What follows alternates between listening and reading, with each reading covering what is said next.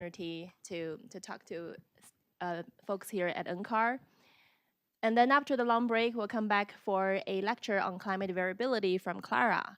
And then Jesse will talk about the introduction to lab. Today's lab is about diagnostics, which is kind of a breakout lab. We'll talk a bit more in a few seconds.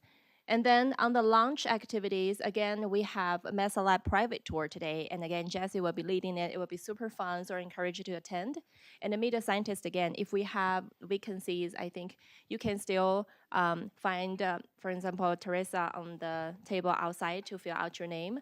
Then afternoon, we have lectures on land ice modeling, and then paleoclimate, and then lab exercise again.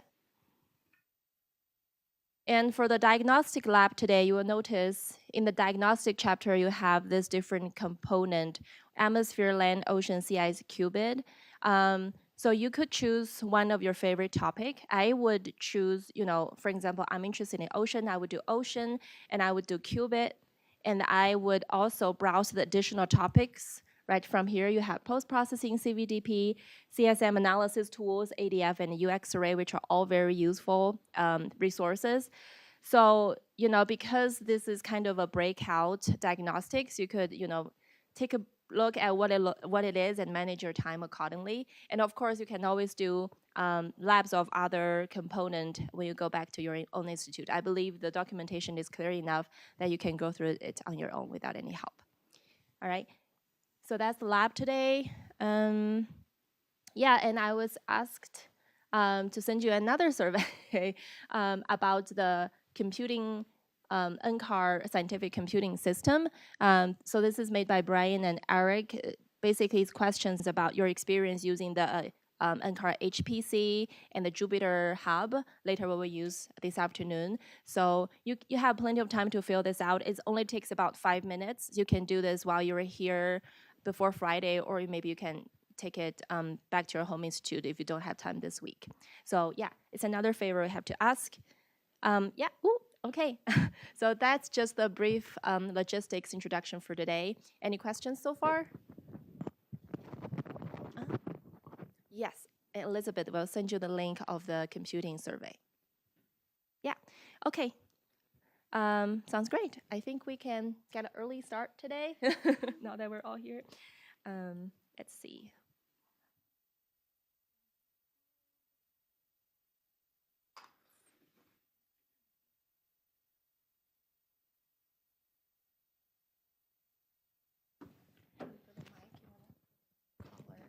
So can I put it? Let's see.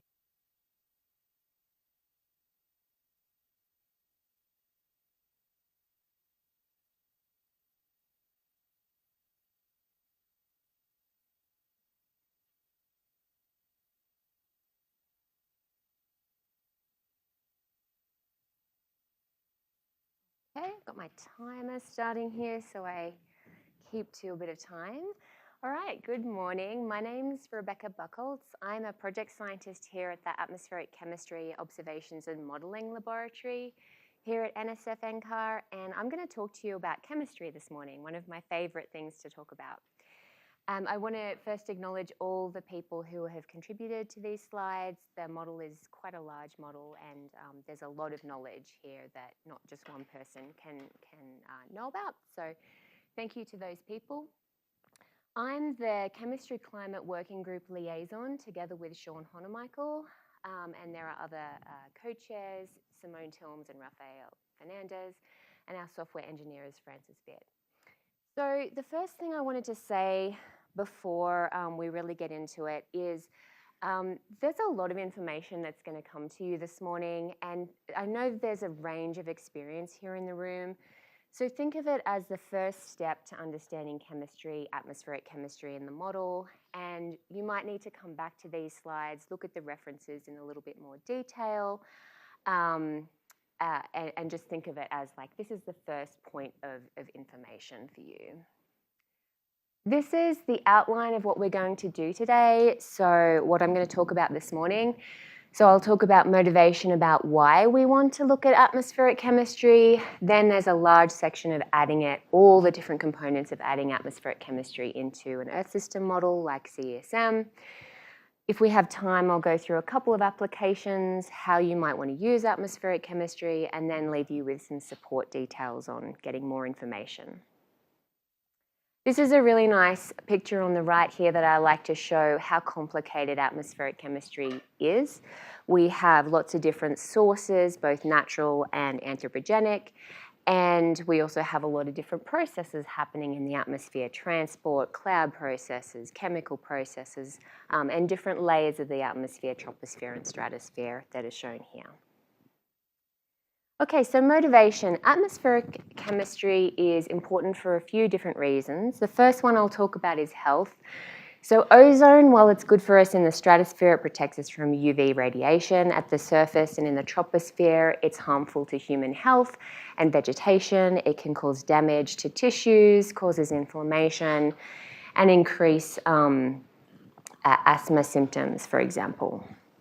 The other chemical constituent that we're concerned about in terms of health is particulate matter. PM2.5 is the one that's particularly concerning for health. It means it's smaller than 2.5 microns and it can be breathed really deep into the lungs, and it's hard to get out of the lungs. It causes cardiovascular impacts. And there are lots of different sources of these kinds of constituents, both anthropogenic and natural as well. So atmospheric chemistry related to air quality is predicted to cause 7 million premature deaths from the WHO. Another reason that atmospheric chemistry is important is because it has impacts on climate. We all know about carbon dioxide. There are other short-lived trace gases that are climate relevant. We also have methane, ozone, water, and then those aerosols, that particulate matter, can also have climate impacts. And it's really important to describe the ozone and aerosol precursors and also those aerosol cloud interactions in models, because aerosols are really, from this image on the right here, you can see that there's a lot of uncertainty in the aerosol component of the climate impact. And then the final point I wanted to touch on in terms of motivation is the stratospheric ozone. So ozone is good in the stratosphere. It protects us from UV. And we had the ozone hole that was occurring, started around the 1980s-ish. And so modelling the ozone hole recovery, predicting when that's going to happen, is something that atmospheric chemistry models can help us with. And also pinpointing things of any slowing trend in the ozone hole recovery can be helped by atmospheric modelling.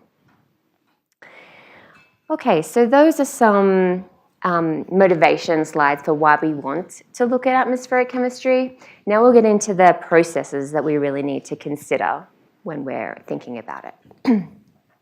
So if we think about a box of air in front of us, any chemical chi, I called it chi here, any chemical in front of us is really a determination of the sources of that chemical and the sinks, so the sources and the loss of that chemical.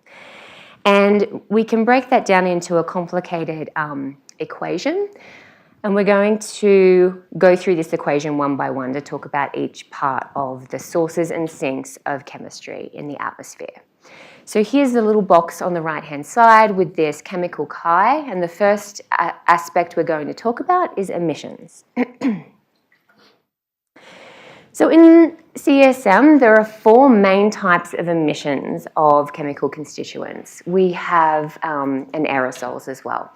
We have surface emissions, so these are prescribed fields that are read into the model, and these can be anthropogenic, biogenic, biomass burning, ocean and soil emissions.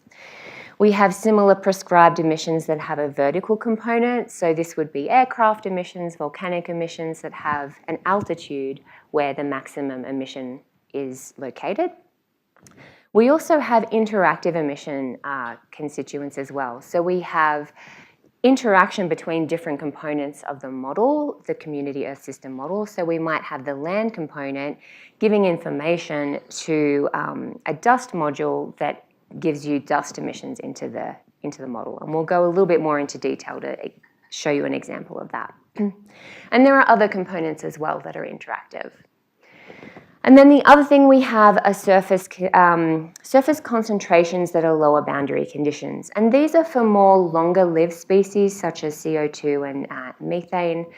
And these in the bottom right here are an example of those lower boundary conditions that are prescribed in the model as well. And they're important to understand radiative conditions.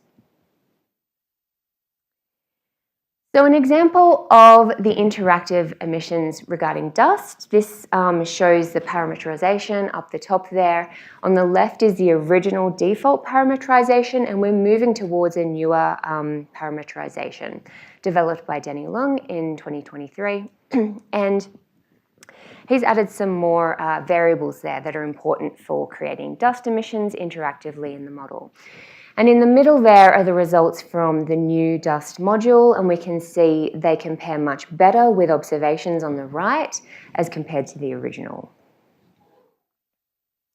Another interactive emission module that we have in CESM is biogenic. So this is emissions directly from vegetation. And that depends on a whole bunch of emission factors as well as LAI, leaf area index, which you can get from the model as well, and plant functional type. Okay, so that's looking at emissions. Now, the next step I wanted to look at was chemical production and chemical loss. So there are chemicals and aspects and aerosols in the atmosphere that are chemically produced. For example, ozone is not emitted directly. You need to have chemistry to get ozone correct in the atmosphere in a model, and ozone is really important, as I said, for health. So we need to understand the chemical production and chemical loss of certain atmospheric constituents. So I added in this image here to show in the troposphere how complicated chemistry can be. We have on the right here, on the left here, the non-methane volatile organic compounds. That's actually a whole class of compounds. It can contain hundreds of compounds of carbon-containing molecules, and we're saying they all go into this hydroxyl radical loss, this chemical reaction with the hydroxyl radical, to start a chemical process. We also show here the NO-NO2 cycle, the nitrogen cycle, nitrogen oxide cycle, which is the main way of producing ozone in the troposphere. And so really, this is a really complicated picture of a summarized chemistry mechanism in the troposphere. And we have a lot of processes going on. We need to think about photochemistry. Light is really important for chemistry in the atmosphere, and there's different chemistry that happens during the day and during the night. We think about gas phase chemistry, heterogeneous chemistry, aqueous phase chemistry, and then gas to aerosol exchange as well. So in the stratosphere, the chemistry is a little different. We have the main aspect that we're thinking about in the stratosphere is that ozone hole, the ozone loss for the ozone hole, and then the ozone hole recovery. And so halogens are really important in the stratosphere in terms of ozone loss. So we need to make sure we represent that correctly in the stratosphere. And then just to show you a summary of the type of chemistry we have in CESM right now, when we're thinking about all these chemical constituents and aerosols in the atmosphere, when we're putting them into a global 3D model, we have to have a balance between representing chemistry comprehensively and actually being able to run the model in a timely manner. So there's a cost balance consideration thinking about chemistry.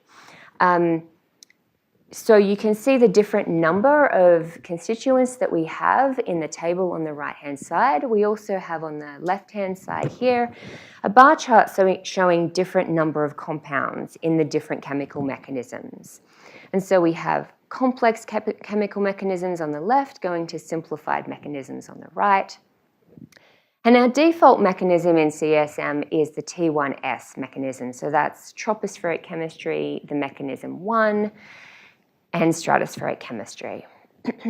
Depending on what your what your experiment is, what your question is, you may want to use a simplified chemistry such as T4S, which is, when we look at the bar chart, it's this one here. It has a little bit less chemistry in it, but still enough to understand chemistry happening in the model.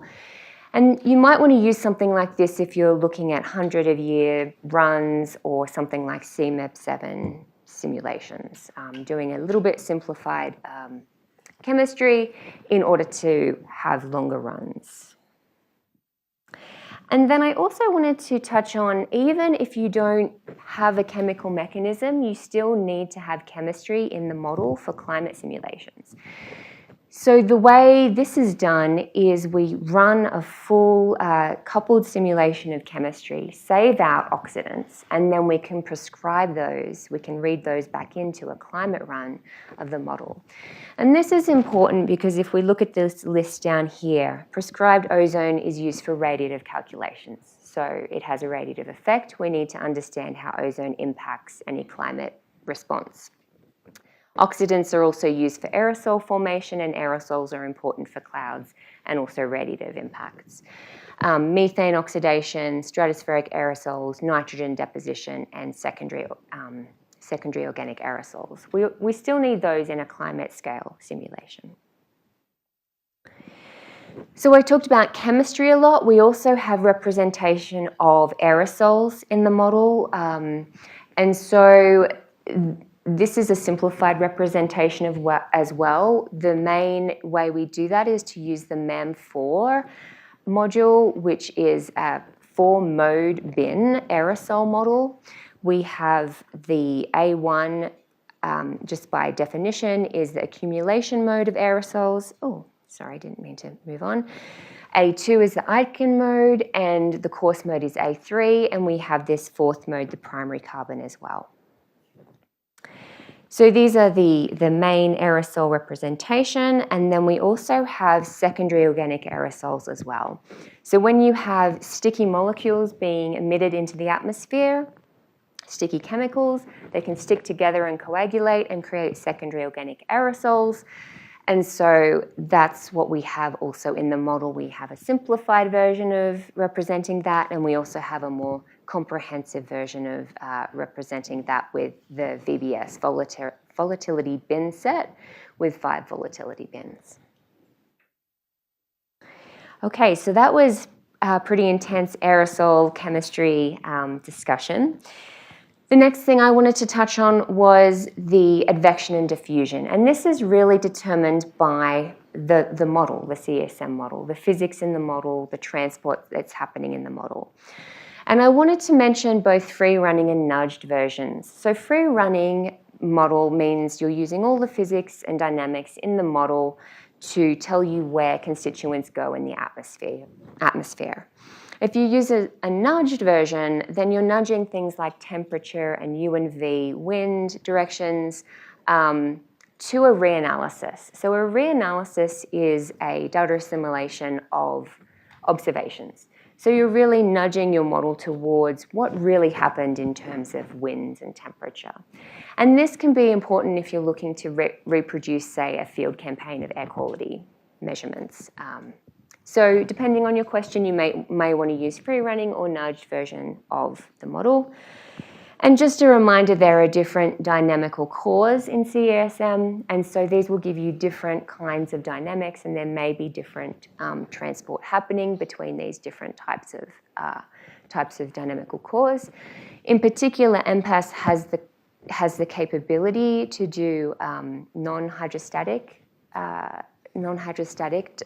transport, and so that's really interesting if you're looking at probably below about 7 kilometres. That's kind of the way forward below 7 kilometres right now. Okay, and then finally what we have to talk about in terms of this little box with our atmospheric chemistry coming in and out is deposition, and we have both wet deposition and dry deposition.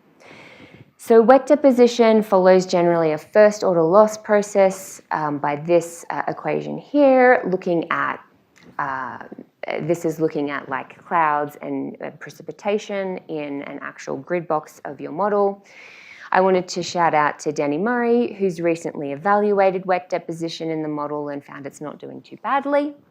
So the other thing I wanted to point out is how complicated aerosol cloud interactions are in terms of wet deposition. And so I wanted to just leave this slide up for you to look at later in terms of looking at, in-cloud scavenging versus external cloud scavenging, activation of clouds, all of that kind of stuff. And then finally, we have dry deposition. So when air goes over a surface, there'll be things deposited on surfaces just through dry deposition. And this is determined by a resistance model as defined here. Okay, so that's the summary of everything that we have to represent in a global CESM model regarding atmospheric chemistry.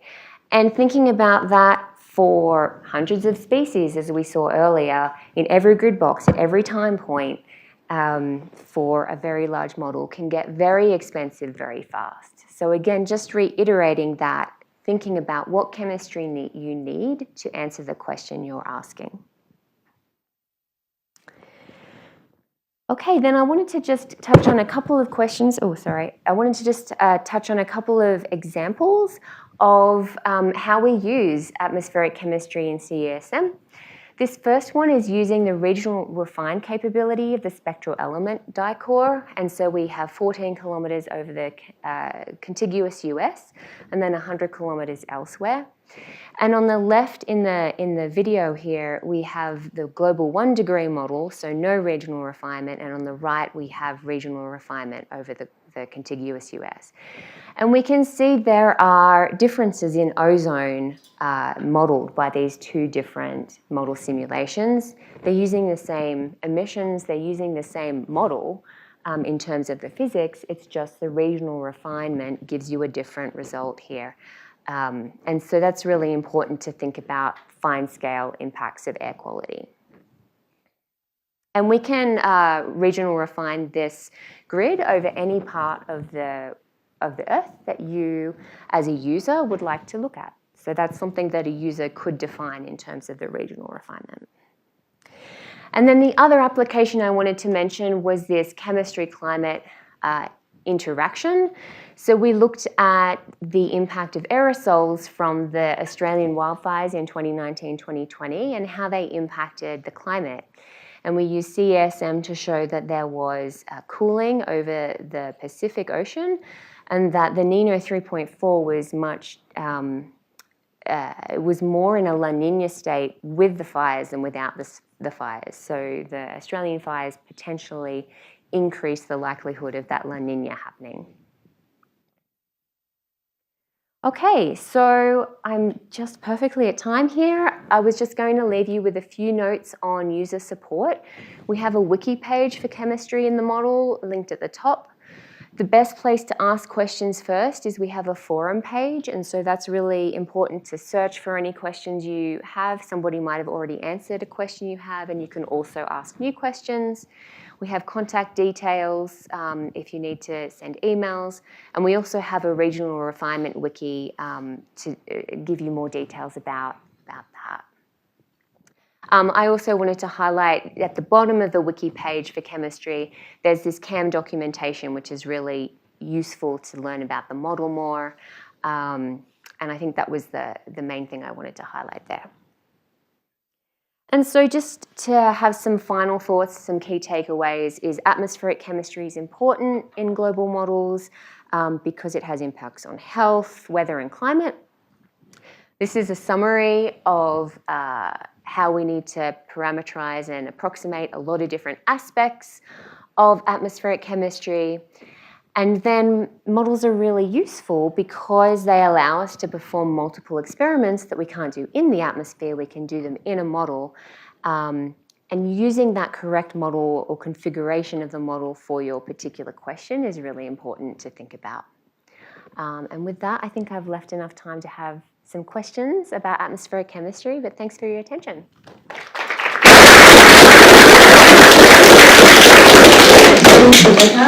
Questions for Rebecca? Yeah. Hi. thank you. I have a question about the regional refinement that you explained. Between the high resolution and the lower resolution over a particular area, is the transport and chemistry still the same in areas that aren't buried in the grid?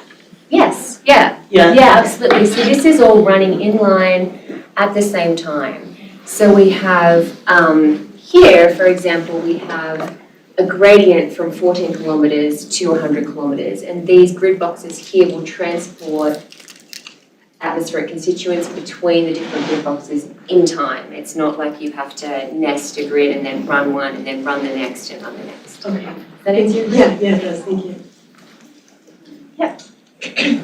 Thank you for a great overview. I feel related to the regional refinement, the musical scheme, is it possible to do the regional refinement in a vertical scale, like in certain like vertical levels instead of the horizontal regional? That's a really good question. No, I believe we cannot do that yet, but it's something it would be really good because over that that regional refined area, we may want finer scale closer to the surface as well, but we cannot do that yet. What you can do, I think, is you can nudge at different layers of the atmosphere. So that's something interesting that you can do variably, but it's not about the size. We have recently, from CESM 2 to CESM 3, we have increased the vertical layers in the boundary layer and at the UTLS. And so there is more information now than previously, but it's not variable. When you were showing the improved dust scheme for CSM3, I noticed that it's still, over South and East Asia, it still is maybe not super representative of the observed dust scheme, and I'm wondering if you have any idea why that might be in CSM3, or if there's any particular work that's being done in those areas to improve that. Yeah.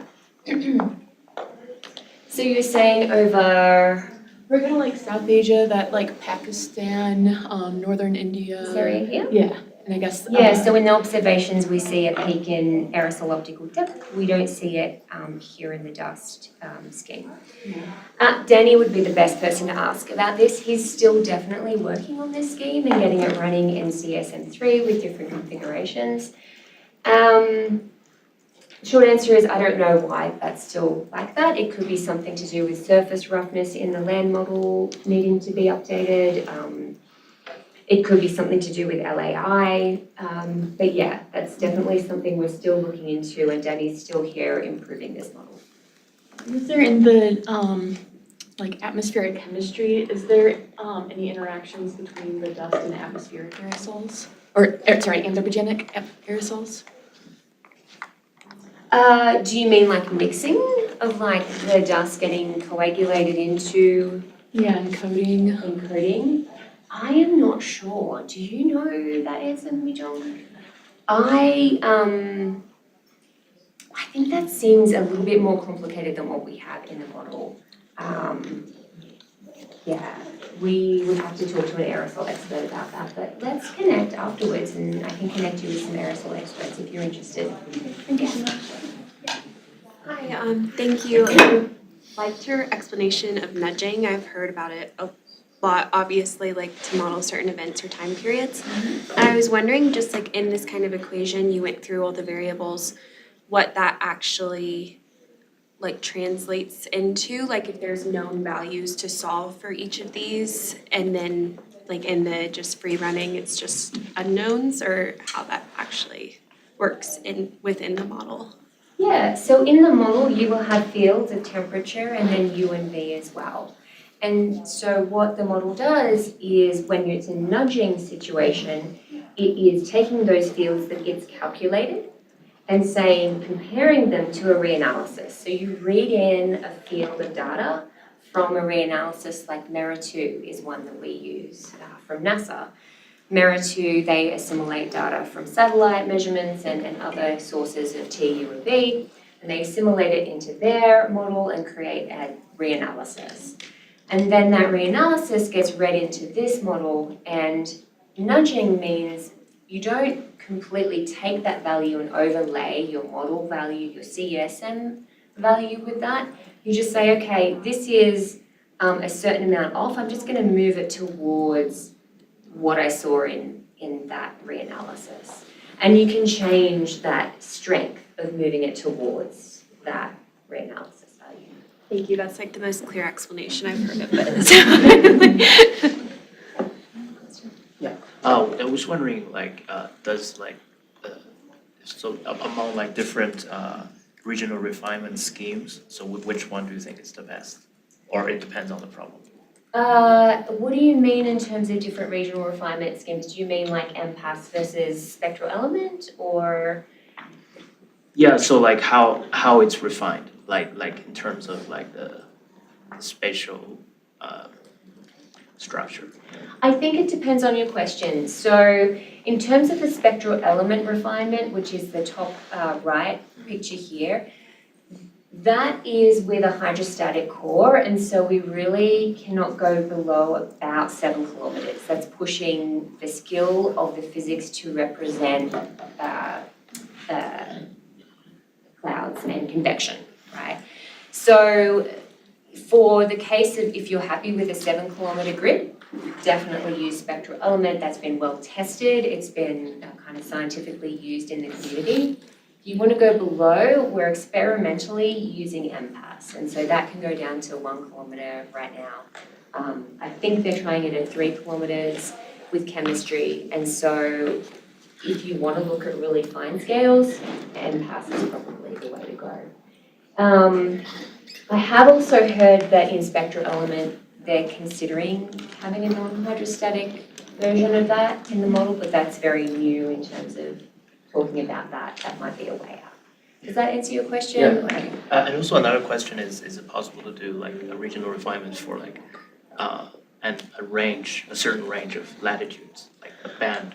Yes, yeah, absolutely. Actually, that's a really good question. It can add on to your question before. With MPAS right now, we really only have this ability to regional refine over one area. With the spectral element, you could do a regional refined area over CONUS, and then you could go, I also want to do Hawaii, and then I also want to do Asia. And you could do them all separately, and then in between have 100 kilometers going back down to 100 kilometers. So that's a possibility with spectral element as well. And then you could have a whole latitude band, regional refined, and then outside that, 100 kilometers. It's user defined with spectral element.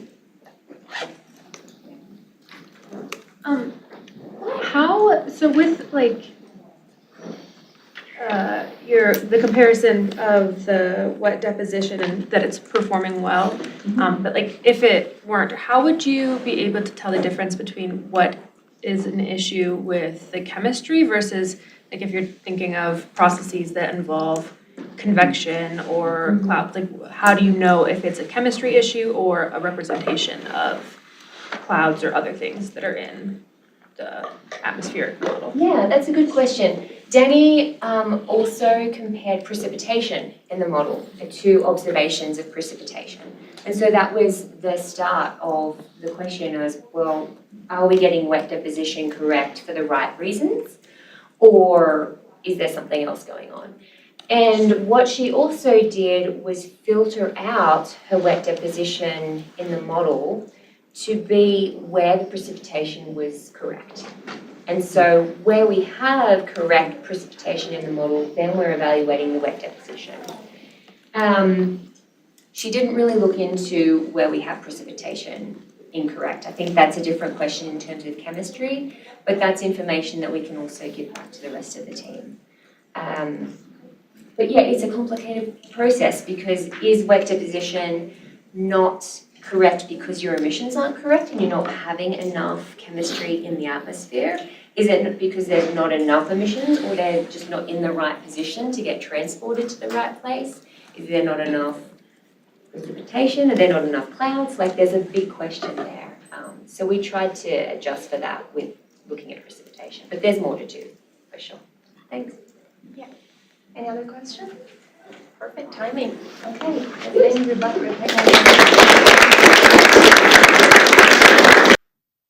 The good morning, everyone. I'm Mijeong Park, and I'm at ACOM, just like Rebecca. And I'm working on WACCM specifically. And today, let me introduce you to WACCM, the high-top configuration of CSM. First of all, I'd like to thank Nick, Mike, and Doug for letting me use some of their material from the talks they have given in the past. Actually, I stole them, so. So it was winter of 1999. There were two breaking news on UCAR quarterly newsletter. First one says, it's about time, a new upper atmosphere model. So you're looking at this black and white photo. There are three scientists. One is Byron Boville from CGD.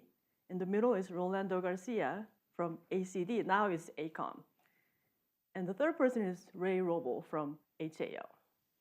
And the second breaking news was Mozart, an uncompromising global model. And I put Doug specifically, but there are multiple people here. Many of them were scientists at ACD. So what did they say? First one was, a year from now, we expect to have a model that extends from the surface to 120 kilometers and includes ozone chemistry. That's exciting.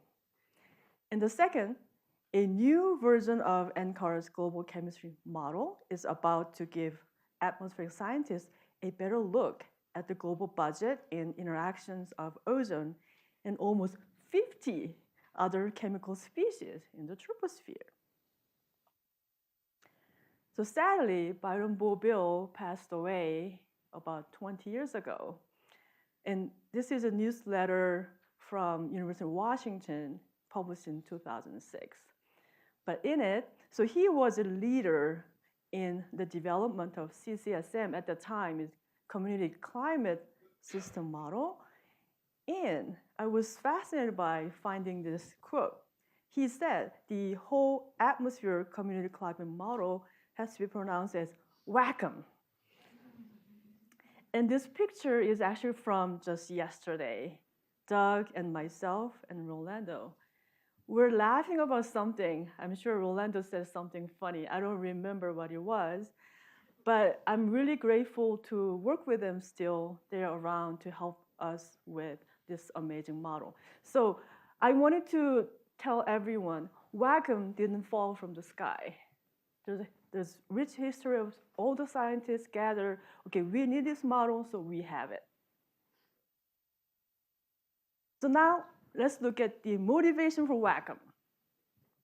So there are multiple atmospheric phenomena you can think of.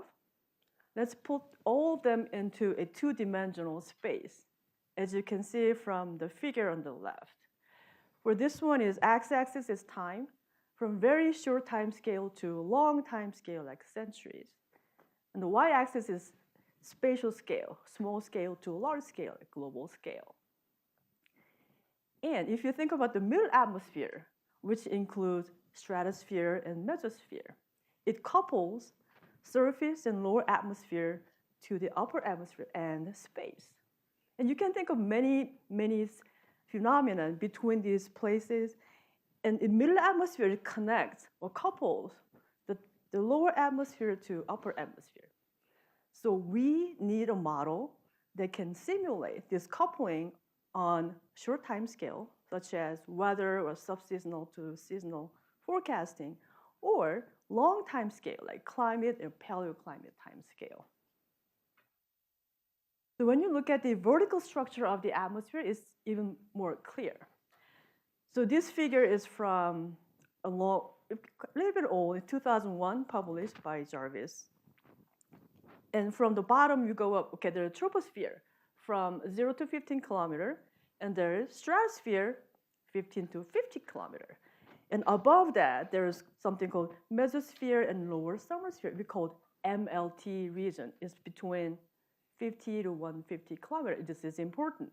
And if you go above, it's geosphere, ionosphere, and the sun. As you can see from this figure, in MLT region, the energy is coming down from above, and energy is going up from below. And its interaction between these energies is important. And one example, as you can see this wiggly arrow, gravity waves are important.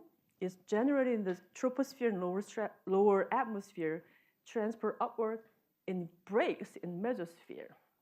So in this article, it says the MLT is an important link in the vertical transfer of energy and is most sensitive to the sensitive indicator of global temperature change. Oh, we didn't really know that. And one thing this article also mentioned is that the WACCM at NCAR was an ambitious modeling initiative. So we're lucky to have this model. So now let's revisit. So CESM has atmospheric component. One is CAM. CAM is low top model. It goes only up to 42 kilometers. The WACCM goes up to 140 kilometers. And above, there's WACCM X. So this is a figure showing all the components of CSM, but this one I just chose for CSM3. This is our future version of CSM. So a couple in the center, and if you look at the atmosphere component, we have CAM, low top, and WACCM, high top, and WACCM X, and CAM-chem, so Rebecca just went through. So with CSM3, CAM will be CAM7, WACCM will be WACCM7. For WACCM X, we're thinking of calling it WACCM7X, but it's not final. We're still talking about it.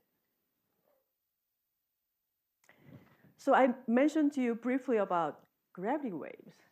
So gravity wave physics is important in middle atmosphere, so in WACCM, because in the atmosphere there are various scale, wide range of gravity wave, spatial scale, but some of them, especially actually a large portion of them has too small of a scale that can fit in the grid size. So what we do, we have to parameterize gravity waves. And parameterization can introduce us a big uncertainty. And there are three primary gravity wave schemes. First one is orographic gravity waves. It affects the stratospheric polar vortex, for example. And second one is frontal gravity wave. It's affecting polar vortex and mesopolar region. And the third one is really important, convective gravity wave. It's important for the QBO and the mesopolar region. So now, okay, we know there's WACCM, and how is it different from CAM? Is it only the vertical extent? So let me go through all this list to give you an idea what are the differences between WACCM and CAM. So WACCM, we inherit the dicore, dynamical core, and physics from CAM. So they changed something and gave it to us. Hey, what did you guys change? I don't know. And like, QBO looks different, huh? And we see, that's our interaction. So WACCM goes up to 140 kilometers. In WACCM 6, we have 70 or 110 vertical levels. But for WACCM 7, we are going to have 135 vertical levels, way more. And for chemistry, I just listed two chemistry modules here. One is middle atmosphere. As the name suggests, we're only interested in middle atmosphere. We don't care about troposphere. So making tropospheric chemistry a little bit simpler. And there's another one, TSMLT. So it means troposphere, stratosphere, mesosphere, and lower thermosphere. But this is based on CSM2, WACCM 6. This is a little bit confusing with Rebecca's talk. She showed everything based on newer version of the model. But the basic idea is you choose how complicated chemistry you want in troposphere or mesosphere or even high up. That's the basic idea. There are other things. We have prognostic stratospheric aerosols and ion chemistry and LTE and gravity wave drag. So you can read through. We can go back to this PowerPoint and later read through, these are the differences between WACCM and CAM. So there are more differences between these two models, not just the high top, because if you go up high, we need more things put into the model for the model to work properly. And at the bottom, you see WACCM-X. So WACCM-X is a model of the entire atmosphere that extends into the thermosphere to 500 or 700 kilometers. The top is not fixed because it depends on the ion activity or solar activity. I don't know much about, so it says 500 to 700 kilometers. Because it includes ionosphere and thermosphere, it is influenced by high up from space weather and influenced by from low altitude. If you want to learn more about it, go to this website and read about it. You might be an expert already in high altitude dynamics. So this time, okay, there's WACCM. Now there's WACCM-X. What are the differences? So biggest difference is WACCM goes up to 140 kilometers and WACCM-X goes up to way high up. But there are a couple more differences also. WACCM-X is much more expensive to run because the time step is only 5 minutes compared to half an hour for WACCM. And WACCM-X, we can only run 2-degree configuration. For WACCM, you can do either 1 degree or 2-degree configuration. And for WACCM-X, we have more simpler chemistry because we don't care about too much in lower altitude chemistry. So we can learn about it, go to website, GitHub we have all the documentation that Rebecca showed. Rebecca's PowerPoint has all the good resources. Now, we're ready to run WACCM. Okay, how do we start? So WACCM is atmospheric component. So you need other component, ocean, land, and sea ice. And you can choose either, okay, I want ocean to be interactive. That means free running. Or I want ocean to be just data ocean. So you can either choose observations or climatology. For atmosphere part, it's the same idea. You can either run it as free running, model is free running, or it used to be called specified dynamics, which means I want dynamics to be just as it is like real atmosphere. Now we are going to call it nudging approach, as Rebecca explained. When I think about nudge, I feel like I'm elbowing someone, hey, just move over. So nudging can be put just, you can put it 5% nudging, 10%, 50, or 100%. So this is really useful. If you have specified dynamics or nudging approach, you can compare it with satellite observation, for example. I want to look at water vapor from satellite comparing to CSM or WACCM. This is a good approach. And another one is called specified chemistry. I don't care about chemistry much. Then use a specified, simpler chemistry and run the model. This is up to you. You choose whatever fits to your research goal. So, excuse me. So now you want to, right now, CSM WACCM 3, WACCM 7 is not out yet. If you want to run WACCM, you have to use WACCM 6. You run any model, we prepare for you, it's called COM-set, component set. As I said, okay, I want atmosphere interactive or ocean and land. So these are already scientifically supported, tested. You go to a website, okay, I want this COM-set. So there are 5 listed here. They all start with F. So F COM-set means atmosphere is fully active standalone. And 1850, for example, is pre-industrial, or F09 is 1 degree resolution. So you can learn about the name of the COM-set, and you choose which COM-set you want to use. And it all has W in it. It means WACCM, FW 1850. So you get the COM-set name, oh, okay, this is what I want to use. And with this COM-set, you also have to choose chemistry module. How much chemistry do you want? So I told you the basic idea is you want really complicated chemistry or a little bit simplified chemistry. These names are based on WACCM 6, CSM 2. So this is what you see if you go to a website now. But in the future, if we move to CSM 3, you will see slightly different names, which Rebecca showed in her talk. But just remember, just decide and read about the description and how many, so you can see how many species in this. In long time ago, 1999, we thought 50 is a lot. Now we have so many species. This is really exciting. And for WACCM, same thing. We have counted, scientifically tested. You guys can go ahead and use it. And now, okay, we learned about WACCM, okay? I understand what WACCM is. I can run it. And what do we do with WACCM? I want to do stratospheric dynamics study or chemistry study. So one thing is really important, in my opinion, in the stratosphere is stratospheric quasi-biennial oscillation. Some of you might be familiar with, some of you are not. But QBO, as you can see, it's not quite biennial. It's quasi-biennial in the stratosphere, in tropical lower stratosphere. The wind direction changes about 2 years from easterly to westerly. So you might think, maybe it's just important in the tropics, but no. QBO can affect polar vortex, and this is a really important phenomenon in the stratosphere. So for models, do stratosphere, middle atmosphere, we have to get the QBO right.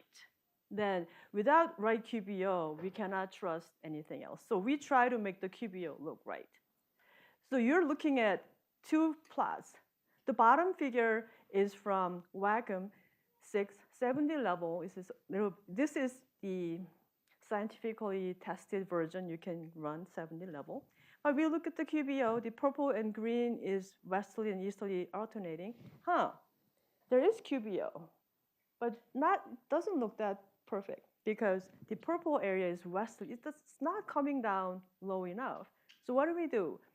So what they did, what we thought, I didn't do it, but what we did, it was, so adding more vertical layers in the upper troposphere, lower stratosphere, really improved the QBO. So top one is WACCM with 110 level version. So QBO looks great. So now with this model, you can study QBO and other things. But it is important to understand how the QBO looks in the model. Actually, we're working on with this new version of WACCM, and you have to tune until you get the perfect QBO. We're not there yet. And some of you might feel like, you know what, I want to look at water vapor in the stratosphere. Okay, you can look at water vapor. And another feature is important in stratospheric water vapor is tape recorder. Tape recorder sound might be, for some of you, okay, I know what it is. Many of you like, what is it? You never see it. So this low water vapor, high water vapor transported upward every year. Winter is dry, summer is wetter. So we look at, it's called stratospheric water vapor tape recorder. So we look at this feature in WACCM too. But there was this really extreme event. It's called Honga Tonga volcanic eruption in January of 2022. It injected so much water vapor in the stratosphere. I want to study this volcanic eruption in WACCM. How do we do it? We have to have, so top figure is from satellite. NASA has a satellite called Microwave Limb Sounder. It was launched in 2004. Actually, it has over 20 years of record. But as you can see at the very late part, the satellite is not doing well, so data is not perfect, but it might die soon. But it's a really good satellite. You can water vapor. Okay, there is high water vapor in 2022 related to this volcanic eruption. Can I use WACCM to look at this? And then maybe this water vapor changing circulation or radiation or ozone? You can. So my colleague June did this run, but we don't have more outputs here. But for this case, because you want to compare with satellite data, you use SD run, specified dynamics run. This is exciting. There are not many models can do this other than WACCM. So now I'm going to show you some of the examples. So how do people use WACCM and WACCM-X? WACCM and WACCM-X is more expensive than NORTAP model. But if you think about the atmosphere doesn't end at 40 kilometer or 60 kilometer or 80 kilometer. It goes forever. So in a perfect world, we want to have this really, really high top model, but it's maybe not practical. So we have to choose, do I want WACCM or WACCM-X? This is not really too recent research, but I think this is showing us a really great idea how the atmosphere is all connected. So title of this is just article on EOS, how sudden stratospheric warming affects the whole atmosphere. So you've heard of SSW, sudden stratospheric warming affecting stratosphere between 10 to 50 kilometers, but it doesn't end there. So this, depending on how SSW works, the temperature and chemistry and ionic activity in the high altitude changes. And I was actually talking to Nick about this, and he said, it took a long time to make this figure. And this is such a great figure, I love it. So I wanted to share with you today. And now I have a couple of papers that use either WACCM or WACCM-X. I just chose this based on, okay, I look at the title and it looks interesting. It was published either this year or last year. The first one was these people looked at recent lower stratospheric ozone trend in CCMI 2022. CCMI 2022 is multiple model initiative. They compare different models and they compare ozone trend. If some of you are interested, oh, I want to look at ozone trend. Okay, we can use WACCM. So the way I put these slides from this page on is you can go to my talk and look at this and click this link with a paper if you're interested. Yeah. And I'm going to go over quickly because he was time. Okay. And the second one is rhodopsin circulation by Natalia in 2025. And the third one is impact of upward propagating diurnal tides is WACCM-X. And the other one is looking at some chemistry. This is done by Jun Zhang and ACOM at GRL.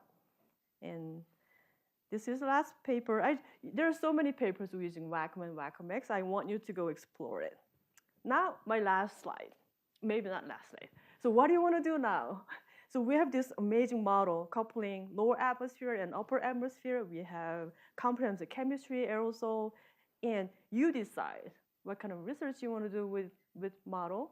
And this WACCM is truly a collaborative work. ACOM, CGD, and HAO within NCAR and the wider community. So we work together. So I'm happy to get your input or you know collaborate. Just let me know. So this is the last slide.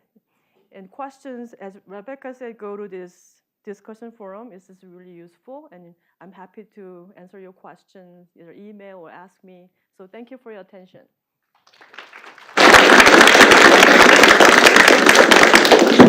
Okay, questions for Mijeong?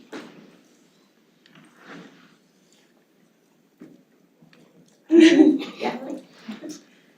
With WACCM versus WACCM-X and the time step, why is it that there needs to be a 5-minute time step for WACCM-X? So if I can answer this, so model time step is important for physics and dynamics. They have to fit every step. And if time step is too long, model becomes unstable. And because the waves generated, they break. So we have to reduce the time step to make it work. In my understanding, I'm not an expert in this. I think WACCM-X can be really unstable with such high tops. So you have to have really small time step to make it work. Great question. From the slides you showed, the 70 level WACCM doesn't get the QBO down to 100 millibar. Do you advise us to still use the 70 level to study stratosphere internal variability, or do you advise we use the 110 level? So I can answer to that question in a different way. So this WACCM 670 level is going away. We're moving to a new model. But if you really want to use that now, so you have to be aware. Okay, I'm not going to look at the QBO specifically because I know QBO doesn't come down low enough. But if you want to look at something else, a little bit high altitude, but as long as you keep in mind the fact that QBO doesn't come down low enough, so don't use it for really low altitude looking at QBO, but you can use it for other research. But since you're working on a new version of the model, or you can ask us, hey, can I use 110 level version? It's not public, but we can work together to get that for you. Thank you very much. And my question is like a follow-up to his own question. Besides the QBO, what other large-scale atmospheric teleconnections does the WACCM model account for, like ENSO, MJO, or other stuff like that? Or is it just QBO focused? No, I think so. If you look at, I think atmosphere is really fascinating and it's really complicated. So WACCM does have MJO, other ENSO and everything, but the focus is in the stratosphere and above. So you don't want to look at MJO from WACCM. If you want to look at MJO, you can look at CAM. But ENSO, MJO, QBO, because they're all convection generated and wave, they're all related. For example, you want to look at, hey, how MJO connects to some feature in the stratosphere. That part is really difficult right now because models don't get MJO perfect, and they don't get MJO connection to other species perfect. So not an advice. I think it's important to understand what is it that you want to look at and read a bunch of papers. Do they get it right or what is it? Then you get an idea, oh, okay, I have to be careful using WACCM to look at MJO. But WACCM has everything, and chemistry also. Great question. One question? Thank you, Mijeong. Sort of follow up with that and to your comments just now. Doesn't it mean like if we want to, for example, you show the Hunga-Tonga case, if we want to look at the Hunga-Tonga impacts on the surface climate, is WACCM a good option because it does seem to simulate the stratosphere and mesosphere quite well. And if we want to use these very detailed stratospheric and mesospheric like simulation to look at the surface, is WACCM a good option to do that? So Yahweh, I'm not a Hunga-Tonga expert either, but for Hunga-Tonga, they injected water right in stratosphere. So the changes are more in the upper altitude than the surface climate. So for Hunga-Tonga impact, WACCM is perfect. So we look at stratosphere and mesosphere. But you're interested, I'm a troposphere person. I want to see what Hunga-Tonga did to the troposphere. That's a different matter. And it's not easy to get Hunga-Tonga right in the model. So it'll be hard to see if anything happening in the troposphere, but it's worth to pursue. You can ask some of the expert at NCAR or other people, and they can answer your question better. Thank you. Great question. Yeah, it's just a similar question, but I wonder like what kind of activities in the WACCM, and then that's like having a stratosphere troposphere interactions between. That's a huge plume of the water vapor, but how about the aerosols and other chemical stuff inside of the column of the mass, and then also the spatial time resolution is gonna be how fine it can be captured or what kind of activities. I feel like I wish I wasn't an expert, but for Hunga-Tonga, so there are multiple papers published. People are working on this report, especially for Hunga-Tonga. There's AGU special session, a lot of activities going on. My understanding was this volcanic eruption caused so much water in high altitude, about 50 kilometers, and didn't have much sulfur or aerosol put in the atmosphere.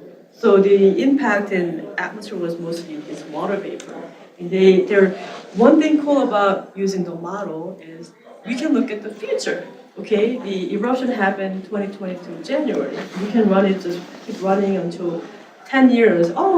Even after 10 years, there's still water vapor left. Something like that. But I think a lot of people in this room are interested in Hunga-Tonga. So read more papers, and if you ask me a question, I can connect to different people. It's great. Okay, it's almost donut time. Yes, this is perfect timing. Okay, let's thank Mijeong again. Yes. Good morning, everyone. Good morning. So nice to see all of you. Hui asked if I could just introduce myself, so I will introduce myself. I've been at NCAR for most of my career. It's an awesome place, in large part because of these kinds of activities where we bring in all the younger generation of climate scientists, and it's probably more thrilling for me to see all of you than vice versa. So anyway, really happy to be here. So I only have 20 minutes for the talk, so I'm not going to say very much. but I just wanted to say what I think a very interesting avenue of research is now that people are doing, but there's lots more to be done. And that is to try to understand and assess climate change. We all are familiar with how it changes the slowly varying mean state, but it can also impact the variability about the mean state. And this is a more difficult problem to address because you need a lot of samples of internal variability to really detect any force change. But I'll show you some tools that you're probably already aware of or may not be that can really help with this. So today, so the overall title is Future Changes in Modes, meaning patterns of internal variability. Internal meaning that without any changes in, the sun, orbital forcing, greenhouse gases, just the climate system, because the ocean and the atmosphere and the cryosphere and the land all interact, they produce a lot of variability. So that's what I mean by internal. And for today's talk, I'm going to show you a very tiny application, and that is to the atmospheric circulation over the North Pacific in the wintertime. So this is a case study. This was work led by a former postdoc, J.P. O'Brien, and I think it's just the tip of the iceberg, really, on what you can learn. It's very interesting. Okay, so just setting the big picture stage, if we just think about human influence on climate, and that's primarily coming from well-mixed greenhouse gases, and then, of course, aerosols from industrial activity and from biomass burning, wildfire, and the like.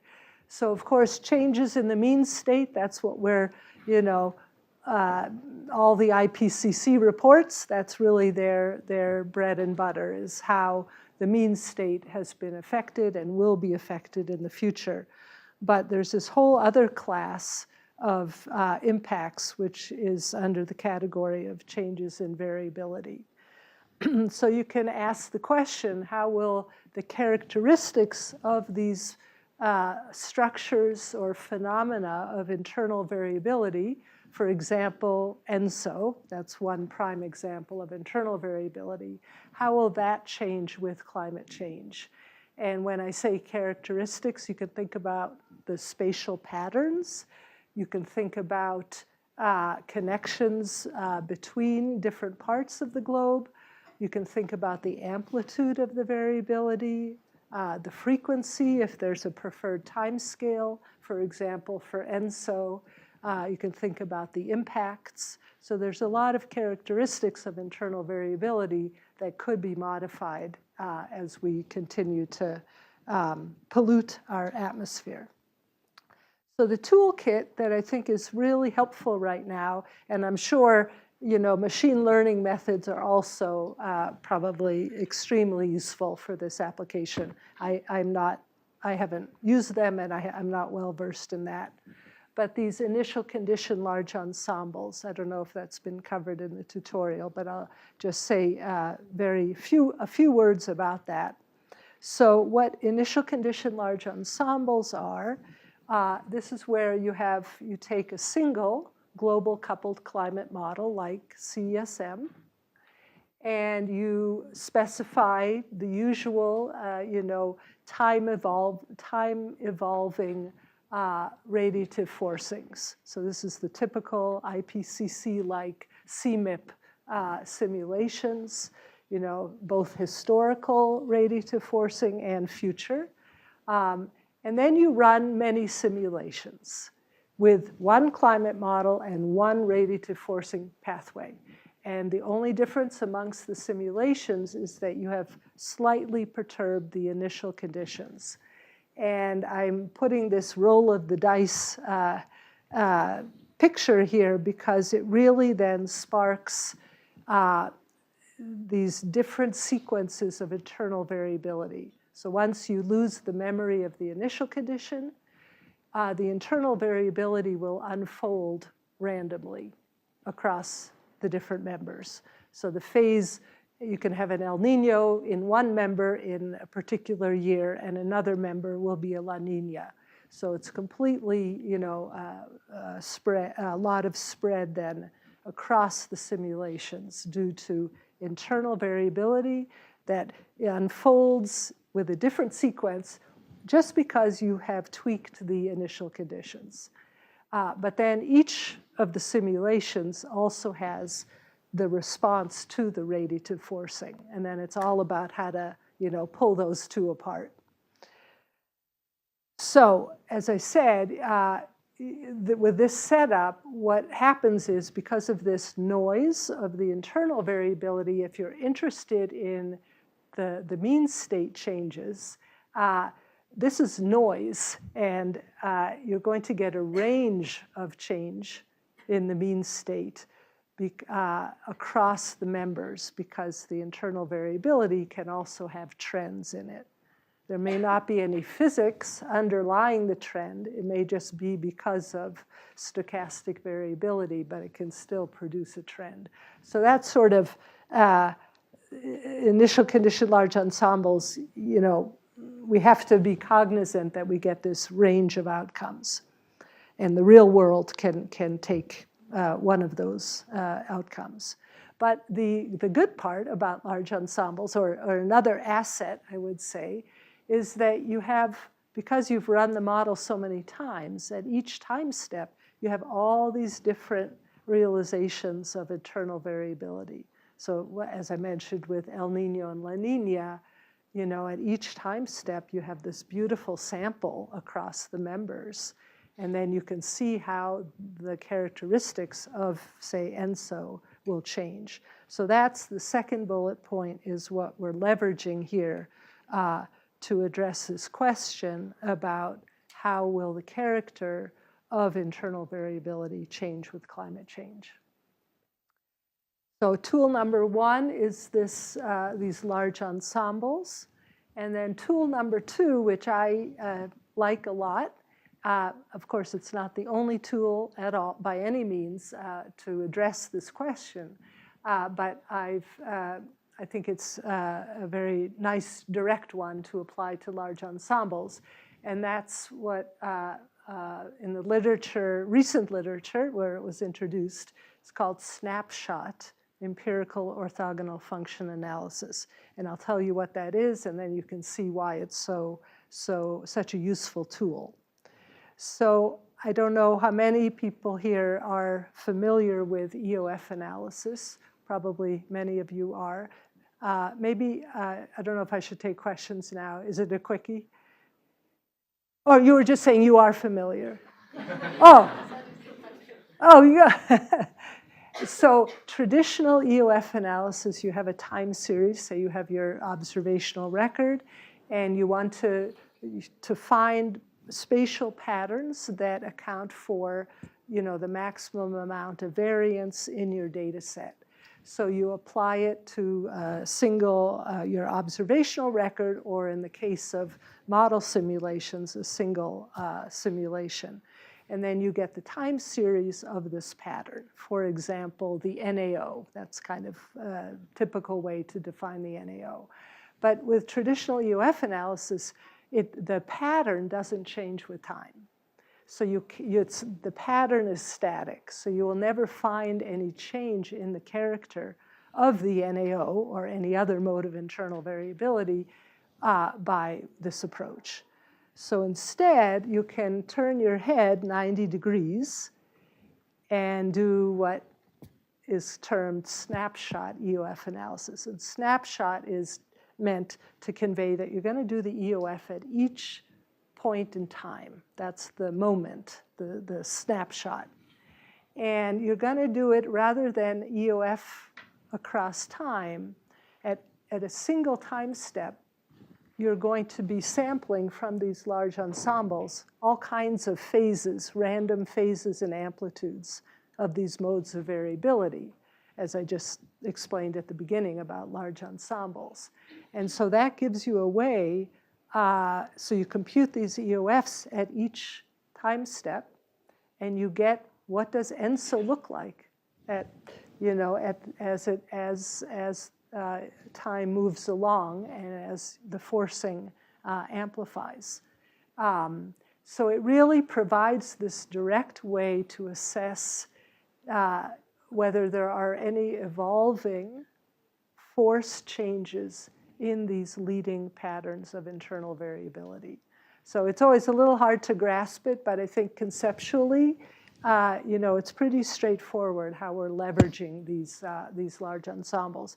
And remember, with EOF analysis, one removes the mean of the data before applying it. So in the traditional EOF, you've removed the time mean, so you're looking at anomalies with respect to the time mean. Here, you remove the ensemble mean, and the ensemble mean, if you have enough members, is the forced part, is the forced mean state part. So you've taken that out, so you know you're only looking at the internal variability about the force change in the mean state. Okay, so now I will come to my example, and I just show you, of course, just a few things, but hopefully show you that how insightful I think these two tools, when used together, can be. So in this paper, it was published in Journal of Climate in 2023 with J.P. O'Brien, postdoc, and myself. And we used the 40-member CESM1 large ensemble. And then we have a paper that's very close to being submitted, led by Nicola Maher and ourselves, and where she has repeated this technique with 8 different model large ensembles. So it's really building out our knowledge of this topic by examining other model large ensembles.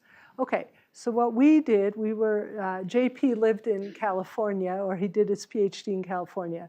So he really wanted to look at the North Pacific atmospheric circulation and how it impacts climate, especially rainfall in California. So we chose our study domain there over the North Pacific, and we did these snapshot EOFs on the 500 hectopascal geopotential height field. So it's an atmospheric circulation metric, and we went for the full period of the CSM1 from 1920 to 2100. And the interesting part, this region is particularly rich because it has intrinsic variability due to the jet stream and storm track, but it's also affected by teleconnections from ENSO in the tropical Pacific. So you'll see those two come together. Okay, so here is the leading snapshot EOF over the North Pacific in that red box. That's our study region in 1920. So that's across the 40 members. That's what that leading mode looks like. And then we regress the data everywhere onto the PC to get the global map. This is not the mean Pacific North American pattern. This is I put that little balance there. This is a mode of variability. So this could have the other sign. It could have, this is a 1 standard deviation amplitude. So this is just for convenience showing the positive phase of this mode. But it is variability. It's not just the mean. Okay. So that's what it looks like in 1920 in its positive phase, a strong Aleutian low, deep heights there, and then you can see some downstream centers of action. The model is very realistic when compared with the observations. So now I'm going to show you on the right an animation of this snapshot EOF that is done at each time step. It's not guaranteed that this mode will be the first mode as you go through time. You have to discover if that is the case. And for this mode, it definitely is the case. So I'm going to keep 1920 on the left as the reference, and then in that green box in the upper right, that's going to be the year of the snapshot EOF that you will see. So here we go. So here we're in the 1930s, 1940s. Things are a little wobbly in terms of amplitude and pattern, coming and going. And now we're going to hit the 1990s. Now we're in the 2000s. So far, not a lot has happened to the mode compared to what it looked like in 1920. But now we are in the 2050s. And there you can really start to see some very systematic changes to the mode. And this will end at the end of the record there, 2098, like 2100 roughly. So you can still recognize that this is the PNA pattern, but its variability, that's what this is much stronger than it was in 1920, and it has a stronger linkage to the North Atlantic. So our present day or early 20th century PNA has definitely been modified by the radiative forcing. And then we can ask, how has that intensification of this pattern and also its expansion of its spatial footprint into the North Atlantic, how has that, what are the impacts of that? And we examined the precipitation impacts. So that's what I want to show you in this next figure. I'm not going to show you the animation. I'm just going to show you the two bookends of the time. So 1920 again on the left, 2100 on the right. And now the contours is what you saw as the shading before. That's the Z500 field. And again, it's variability. It's not the mean. And then the shading is the regression of the precipitation variability onto that mode. And you can see that as I said before, the circulation mode itself has intensified, but you can see the precipitation impacts right off the coast of California, and it includes California, are much more severe than they were back in 1920. So that's one notable change or impact. And then I mentioned this enhanced connection to the North Atlantic. So now all of a sudden, the NAO and the PNA are more connected than they have been, and that's very important. And then finally, you really see this strengthened linkage to the tropical Pacific in terms of precipitation. So then that led us to, this is just the last point I want to make, is, given that the linkage of the PNA in the future in this model to tropical Pacific rainfall is considerably stronger in the future, what is the influence of these tropical Pacific variability and teleconnections that will impact this Pacific North American pattern? So what we did was we can compute the snapshot EOFs of the tropical Pacific. We used SST. You could also use precipitation. And then we regressed out any linear dependence of the circulation field onto the tropical Pacific SST snapshot EOF. So we're just trying to linearly remove the influence of the tropical Pacific, assuming that the causality is from the tropics to the North Pacific, which is probably a reasonable but assumption, maybe not completely valid. But so that's what I'm showing you down here. These are the Z500 snapshot EOFs in 1920 and 2100 after we've removed that influence of the tropical Pacific. And you can see we've removed it because there's not much precipitation anomaly in the tropics. So our methodology has worked. And then what is very interesting is that you can see that, so this is what I call the intrinsic mid-latitude component of the PNA. PNA that projects onto the PNA. The PNA can arise just from, these teleconnections arise from just mid-latitude dynamics. but they can also be influenced by teleconnections from the tropics.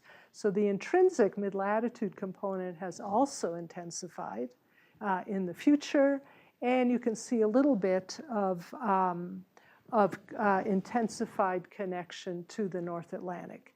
It's not as pronounced as when you include the teleconnections from the tropical Pacific, but it definitely plays a role. So that's very interesting. And then the final point, just to summarize this paper that's in progress, is that for this mode of variability, there is strong agreement amongst the 8 model large ensembles that we examined, that this PNA pattern will intensify in the future. This is variability, and it will expand its spatial footprint. And that's due to, we've done the same decomposition, and it's due to both changes in ENSO and changes in mid-latitude dynamics. So I will leave you with this just overall summary of what I think are interesting questions now that one can pursue, and that is how will anthropogenic forcing alter modes of climate variability? And I'd like to point to 2 resources if you're interested in using them. We've just released Adam Phillips, Nicola Maher, and so many people put in a huge amount of effort to assemble this second version of the multi-model large ensemble archive. And this is kind of a game changer, I think, for everybody who wants to use large ensembles. So there's now 18 model large ensembles. Each one has, between 30 and 100 members. It's just a huge archive. Also, we include observational data sets. Everything has been regridded to a common grid. So that painful step is already done for you, including the observations.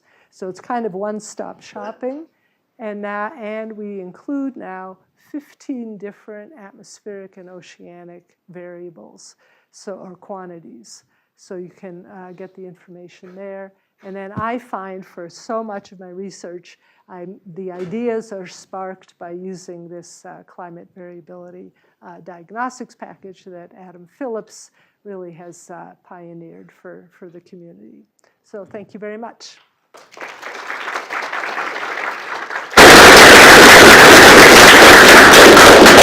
Clara, questions? Yeah, thank you very much for a really nice, interesting talk. I was wondering about the snapshot UF analysis. So how do you make sure that every model member and also at every time step you capture the same leading mode? Like, do you need to filter the data before, or like? No, and you're not guaranteed that it will. That's kind of the interesting thing. I mean, we thought, oh, maybe the PNA will start to, some other modes will become more important in the future. So that's interesting. So you don't want to presuppose anything. You're discovering what these modes are in the past and how they evolve in the future with forcing. The one thing that we did have to be careful about, so each time you do an EOF analysis, the sign of your EOF is arbitrary. So it was a little bit painful, but we had to, let's see, for each member at a given time step, want to make sure it's the same sign. and so we just had to, ensure that, they have positive correlations rather than negative. But that was the only thing that that was the one thing that you had to pay attention to. But you keep the arbitrariness of the UF sign, just keep that consistent. But yeah, I think the beauty is you don't know, if these modes, how they will evolve and whether there will be some mode switching. I tend to, I don't think we should pay much attention to higher order modes for this paper. We actually did include the first 3 modes because the third one is particularly impactful for California rainfall. It's called the East Pacific pattern, and it intensifies as well. So maybe the higher order modes, there could be some mode switching, but we did not find that here. I think she had her hand up. Two questions. So based on the traditional EOF analysis, when we do the historical EOF analysis based on, for the large ensembles, it tends to have like different mode 1, 2, 3 always have the different correlation with the spatial correlation of the mode is different with the observations. It can be matching very well with mode 2, but then sometimes it's mode 3 for different ensemble members. So like how does that showing on the snapshot EOF analysis? Yeah. The second one is like how good the model performance would be for the tropical Pacific variabilities like teleconnections. And it is like seasonal, like what you showed is winter time. How about summertime? Right, yeah. Let me just, the first question. Sorry that it flew by.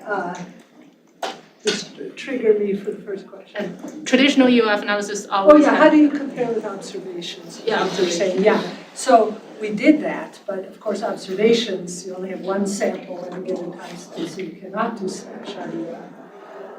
So when you want to assess the realism of these modes in the model, you have to use the traditional EOF analysis. So what's interesting though is, so then you apply EOF in the time domain as usual. And we did it for the period 1950 to whatever present, 2020 at the time. But what is interesting is that you apply the traditional EOF analysis to each member of the large ensemble. They can be a little different. The amplitude can be different. The pattern can be a little different. You saw some of the wobbling of the animation. So then it makes you step back and your perspective on the observed mode is changed, because the observed mode could be a little different if we had longer record or some alternate reality. So then to assess the model performance, you actually want to see whether the characteristics of, say, this PNA pattern and the observation sits within the spread of the EOFs across the members. So it's an interesting aspect. I'll defer the second question so we get other people. I think I saw this hand first. Yeah.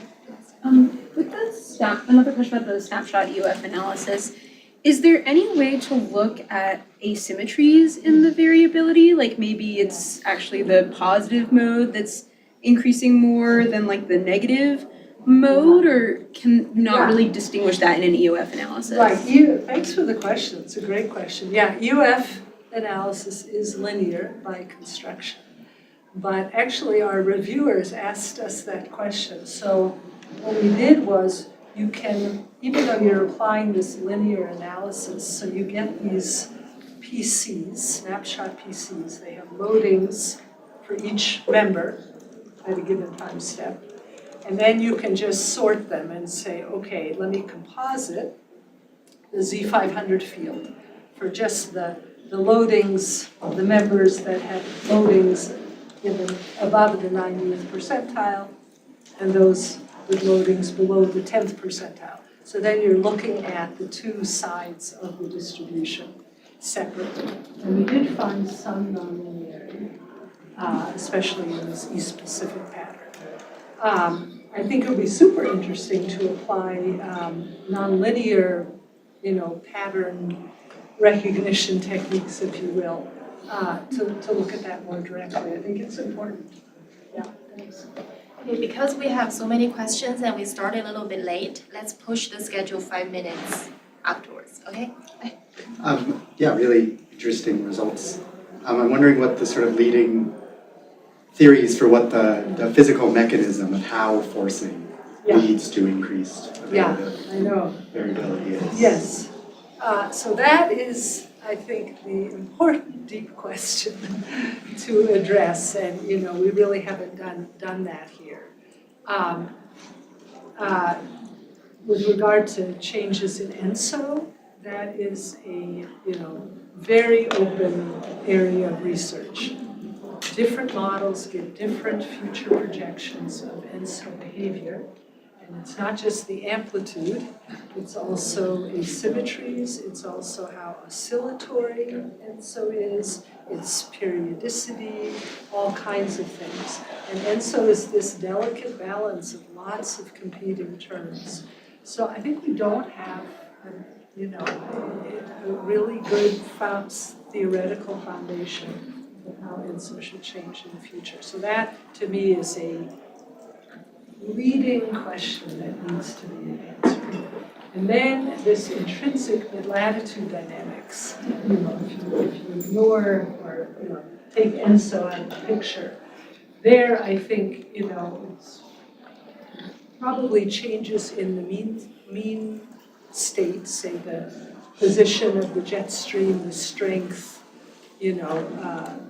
its shape, and then eddy mean flow interaction that can excite these modes.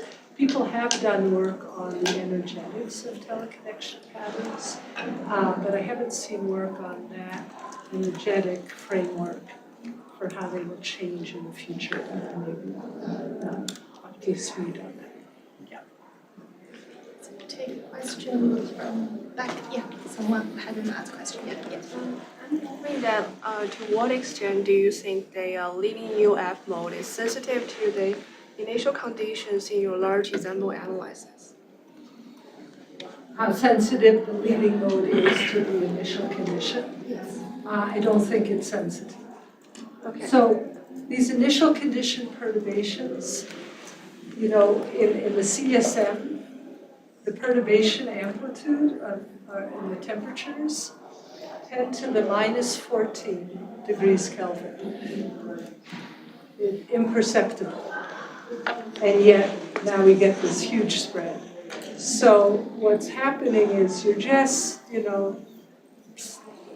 it's the usual kind of butterfly effect. You're just slightly altered, and then, you're walking down the street, and one day, there's a red light, and somebody runs it, and the next day at the same time, there isn't. That's the randomness. So there's some memory, of course, because the ocean initial state in the CSM, one large ensemble, was identical for each member. So we know there is some memory, generally less. If you're generous, you would say 10 years in some regions for SST, but really not for the atmosphere. So I think,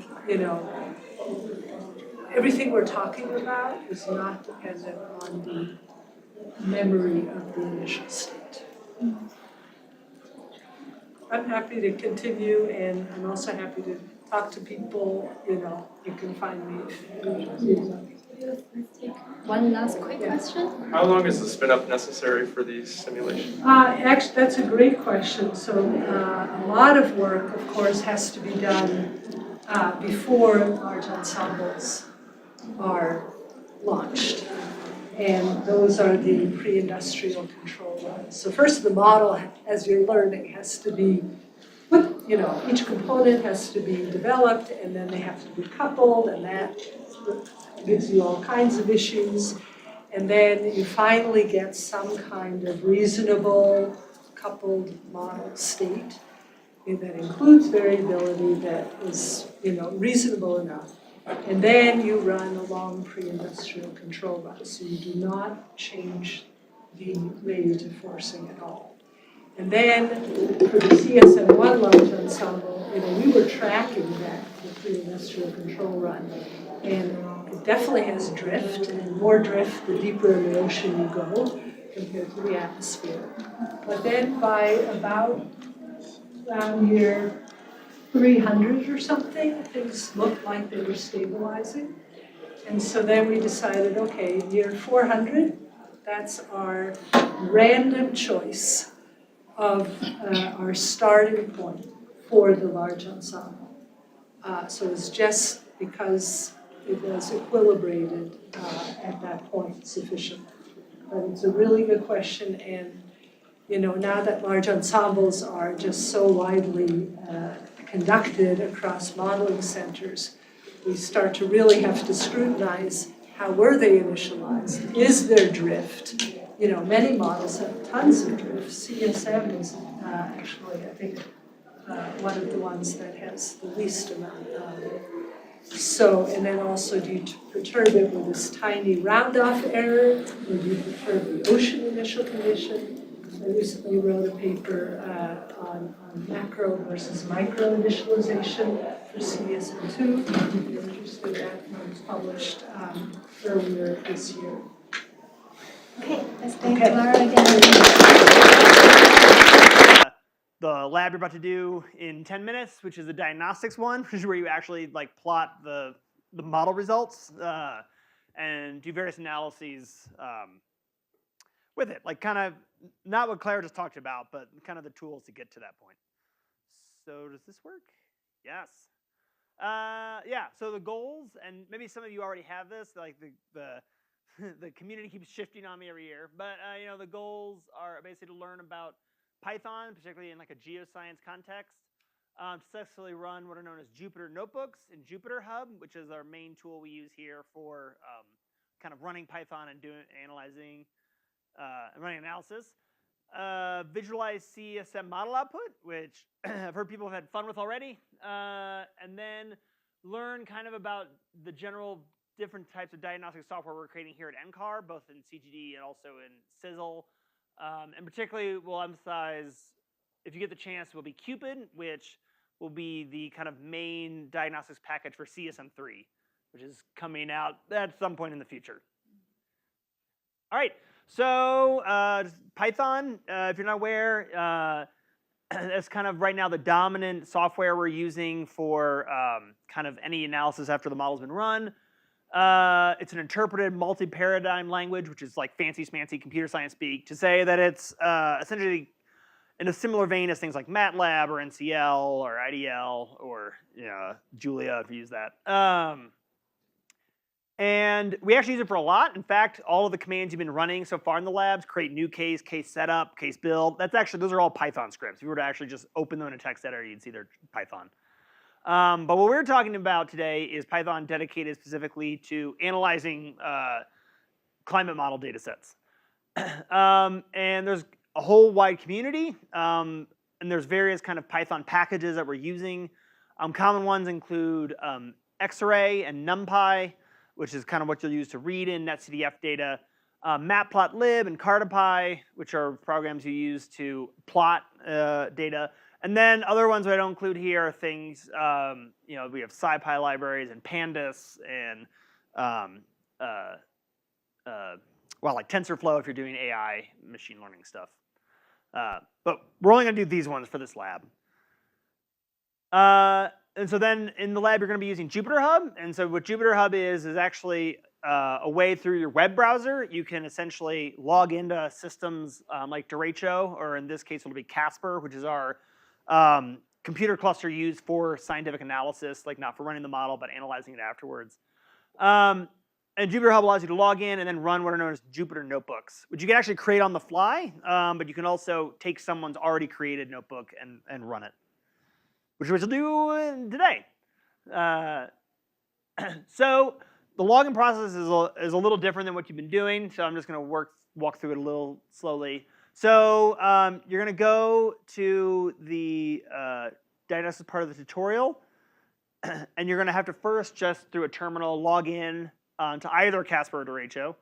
And the first step will be to do a git clone command, where you're actually going to clone all of these notebooks, or basically download all of these notebooks. After you've done that, you're going to go to that URL, which is also in the tutorial, and that's how you get to Jupyter Hub. So that giant red weight was because a few years ago, we tried this, and everyone logged in at once, and the system thought it was actually a denial of service attack, and so it shut down, and no one did anything for 3 hours. So, and not just us, like we took down the entire thing for all of NCAR, so it was cool. So we learned some lessons, and one of them is not have everyone do it all at once. And so instead what we'll try to do is when you all get seated, one of us will just come around and say, hey, this group, log in now. And then when they successfully log in, we'll move to another one. And that way we just don't hammer the system. Then that third bullet we can skip as long as we're doing it in groups. But another way to avoid this dial of service thing, which is explained in the tutorial notes, the lab notes, is in Duo, instead of just entering your password and waiting for it to ping you, you can actually open up. There's like a little show like numbers thing. There'll be 6 numbers. So if you type your password, comma, those numbers, you can get in instantly without having to wait for a ping. That is also useful if you're having internet problems because you don't have to wait for any ping back. Cool. Moving on. Yep. Awesome. All right. So real quick to talk about, so most of what you'll do in the lab, so we have a collection of notebooks for each component, right? So there's one that's analyzing like atmosphere, CAM output, one that's doing CLM, POP, etc. And so that kind of gives you exposure to how to plot the specific, netcdf files that are coming out of the model for that component, because some of them require regridding or specialized kind of analysis where you can plot it. But if you kind of can get through all that, or you're kind of like, I've done all this before, then we have some kind of advanced topics. So one of them is Cupid, which again is it's kind of this like full diagnostics package that we're right now targeting for CSM3. The idea being that essentially, in the future, when you run a CSM simulation, this will automatically run after it and generate plots for you, whatever plots you want. So you don't actually have to do anything manually. Once the model's done, you'll have plots available. But this gives you a chance. You can also run it offline, so this gives you a chance to kind of experiment with it offline. The other big shift for CSM3 is almost everything will be on an unstructured grid, and unstructured grids are harder to plot because they're not nice flat lawns. So one of the things that CISL, our computing center, has been working on has been this UX array, which you'll learn X-ray in this tutorial, which is helpful. And UX array is essentially an extension of that, which allows you to work for unstructured grids. Yeah, and if you, like, for example, if you're in the atmosphere already, if you're working with the SE dicor or MPAS, you would have to use the UX array. CVDP, as Clara mentioned, right, this is a specialized package, particularly for looking at modes of variability. We have kind of info here. I don't think we have a notebook where you actually run it because you kind of need longish model runs to really get info out. But have a lot of material. I definitely recommend checking it out. And there's work. Right now it's written in NCL, but there is work actively being done to move it to Python.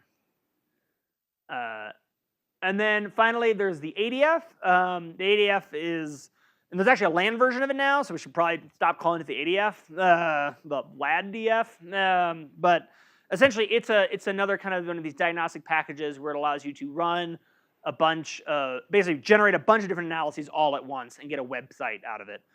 And hopefully today, you can run the ADF directly, but if everything working out, Cupid will run ADF for you. And so, because the idea is eventually everything will go through Cupid. All right, that was it. So, any questions before we actually do stuff? Yes! On your instruction slide, everything was numbered number 1. Yeah, that was a test. I wanted to make sure people were being yeah, I will.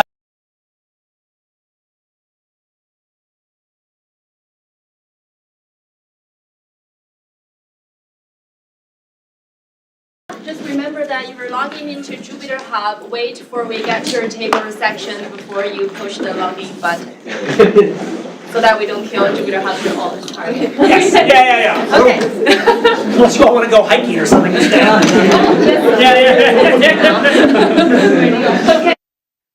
Can you hear me okay? All right. Good afternoon. Nice to see you, everybody. I hope you're enjoying your week so far and you're learning a lot and not too overwhelmed. I hope you're still going to be awake for my talk today, and which the goal is to give you a little bit of sense of the land ice work that we do here at NCAR with our community and our collaborators. And I'm not going to dive too deep into the details of the equation itself, but give you a wide overview of the science we do, how the model works, what it takes to do the model, and what we're going to do moving forwards.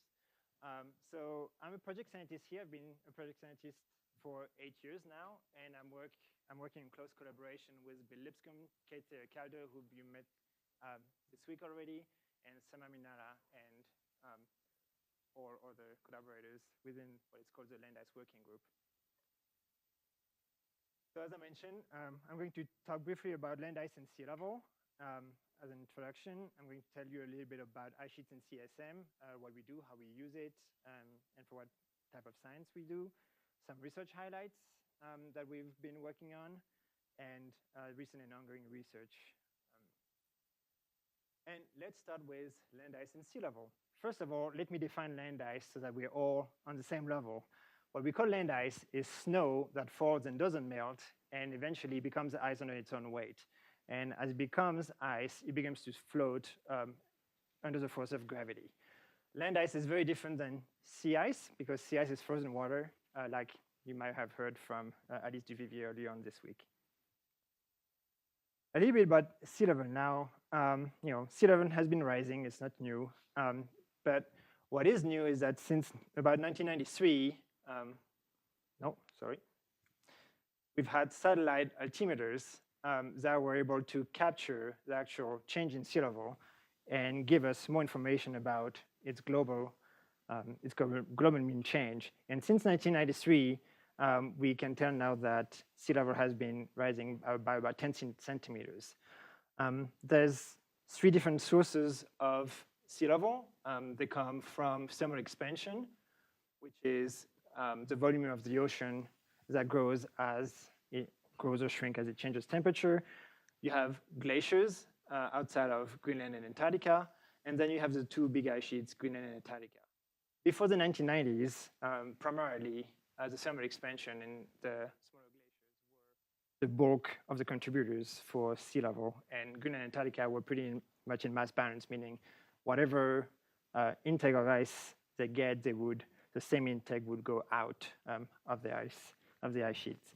Now, since 1990s, this is no longer true, and you can see by these numbers here that the Greenland ice sheet and both Antarctic ice sheets have started to contribute more and more to sea level, and now the combination of these two accounts for about 40% of the observed global mean sea level.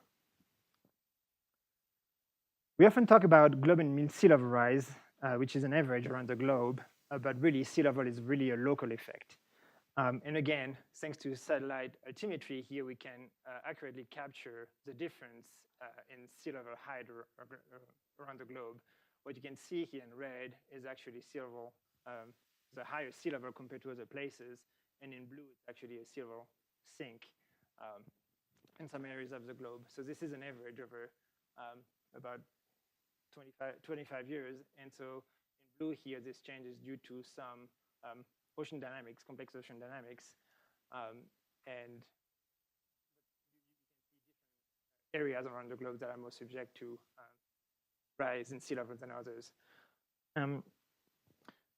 The sea level rises, regional sea level rises are due to effects like land subsidence, glacial rebounds, ocean circulation changes, but also due to the ice sheet self-gravity as well.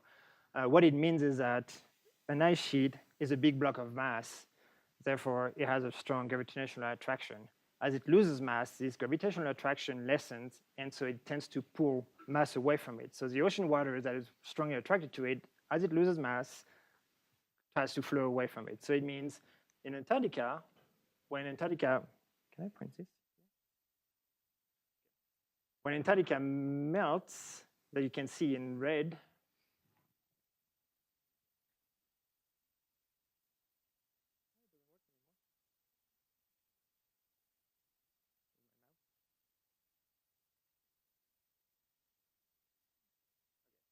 when Antarctica melts here, you can see, and it's losing mass, you actually have a sea level sink locally, and the water gets redistributed around the world. And the same happens in Greenland. So if you were to live, for example, in the continental US, you would hope more for Greenland losing mass as opposed to Antarctica. As I mentioned, so you have 2 continental ice sheets today, Greenland and Antarctica. In Greenland, which is in the northern hemisphere, has a reservoir of sea level that is about 7 meters of global mean sea level equivalent. It gains ice by snowfall, just like Antarctica, and it balances off surface runoff, surface melt due to warmer climate or warmer seasonal climate, and iceberg calving, which is when the ice breaks off from the ice sheet and becomes an iceberg. For a while, the Greenland ice sheet was in balance with itself until it started losing more and more mass and contributing more and more to sea level. Antarctica is slightly different in a way that, one, it's much bigger in size and has a potential contribution of about 60 meters of sea level equivalent. And just like Greenland, snowfall on Antarctica, but the way it loses mass is either by calving or basal melting from those big floating ice shelves. Big floating ice shelves that you have all around Antarctica. So here you have the Ronny-Fürchner ice shelves. Here you have the Ross ice shelf. To give you a little bit a sense of their size, they're as big as close to France. And so there's very little surface melt in Antarctica. Greenland has been losing mass at a pace of about 270 gigatons a year, which is about 3/4 of a millimeter of global mean sea level equivalent. And Antarctica is slightly less than that with 150 gigatons a year. So, of course, outside of these two ice sheets, you have smaller glaciers, also called mountain glaciers. And they're very small. All the glaciers combined in the world are very small compared to the two bigger ice sheets. If we were to melt all the smaller glaciers, sea level rise by about 40 centimeters, which is very small compared to the two big ice sheets. However, right now, the contribution to today's sea level is equivalent to the contribution of Greenland itself. One of the reasons for this is that they're very sensitive to warming in the area where they live in. So you have here an example of the Mer de Glace in France, which is a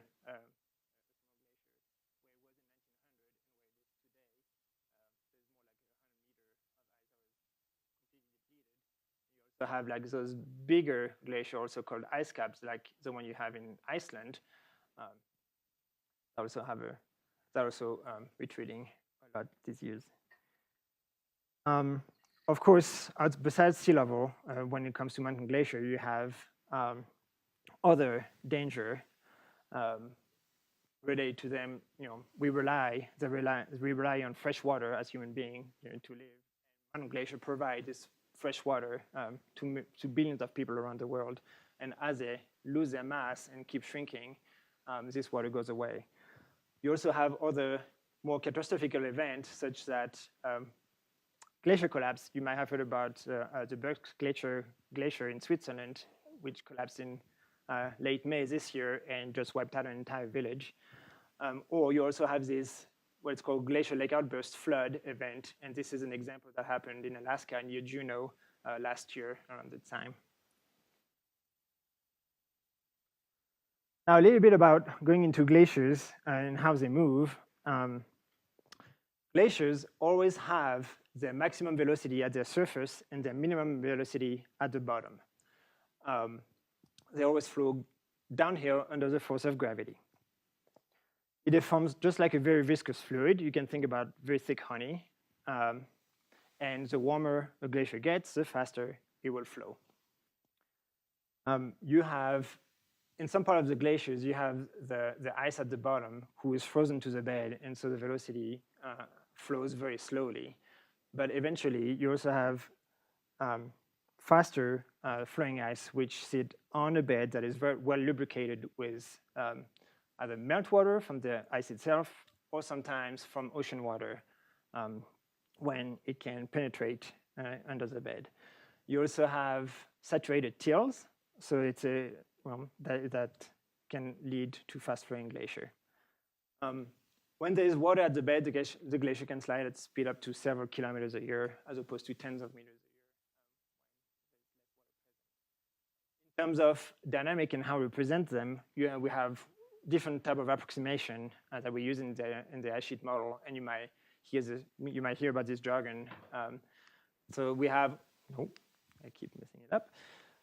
We have slowly deforming ice, which is frozen at the bed, that can be described with so-called shallow ice approximation, which works very well for the interior, in the interior of the ice sheets.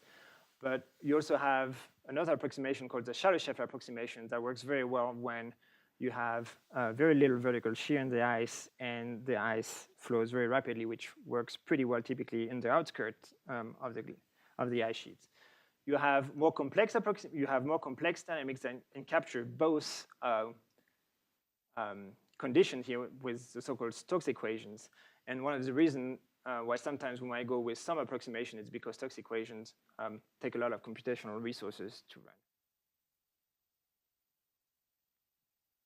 Now I talked about ice sheets being in balance, and what we call balance is pretty much what comes in into the ice and what comes out. So this is called that's how the ice sheet mass changes. And of course, when you have sea level change or sea level rise is when you lose more mass than you gain.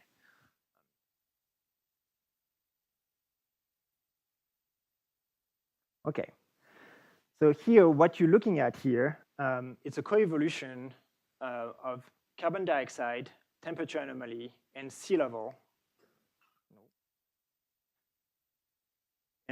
So carbon dioxide, temperature anomaly, and sea level over the past 400,000 years.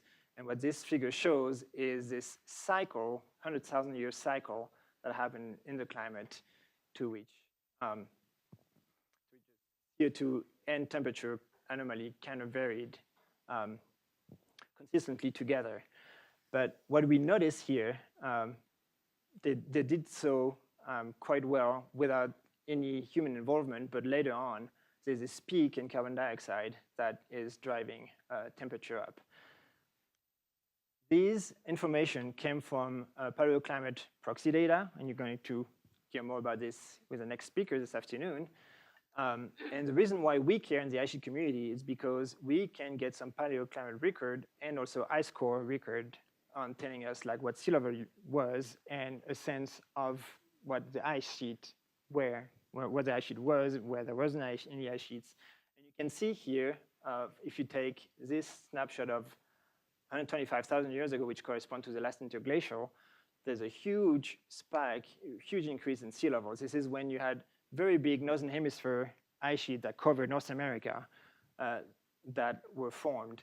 And throughout 100,000 years until the last about 20,000 years ago, you can see that sea level really dropped. So what we like about this is that we can take this information and try to study what happened then to try to predict the future. And if we look a little bit closely into the climate condition here, again with the last interglacial 125,000 years ago, the warming compared to today was about 1 or 2 degrees warmer, but the CO2 concentration was about 280 parts per million. So this warming of 1 or 2 degrees is very similar to what we experience today. So if we're able to represent with a model the condition of this time, it's a long time ago, but we might be able to gain some information of what the future looks like for the present ice sheets. And this figure that you see here is what we think the green ice sheet looked like during this time. 3 million years ago, during the Pliocene, the warming compared to today, pre-industrial, was about 2 to 3 degrees warmer, and it had CO2 concentration that was very close to those that we have today. Interestingly, during that time, during this condition, sea level was 5 to 20 meters higher than it is today. So if this were to reproduce, because we're in similar condition today, this is what awaits us. It will need to be determined. We won't be here to experience it. But out of this 5 to 20 meters of sea level, up to 7 meters can come from Greenland, 5 meters can come from West Antarctica, which is here, and the rest would have to come from East Antarctica, which is the second half of Antarctica. It's unclear yet. We don't know yet for sure if the entire Greenland ice sheet melted at that time. But there's strong evidence that suggests that the West Antarctic ice sheets and some of the East Antarctic ice sheet had to collapse, for this to happen. And there's some paleo proxy record that somewhat validates this. In Antarctica here, there's a lot of instability, and I will show you in the next picture. It's because some of the bed of Antarctica lies below sea level. And so the interaction with the ocean for Antarctica is really important for this reason.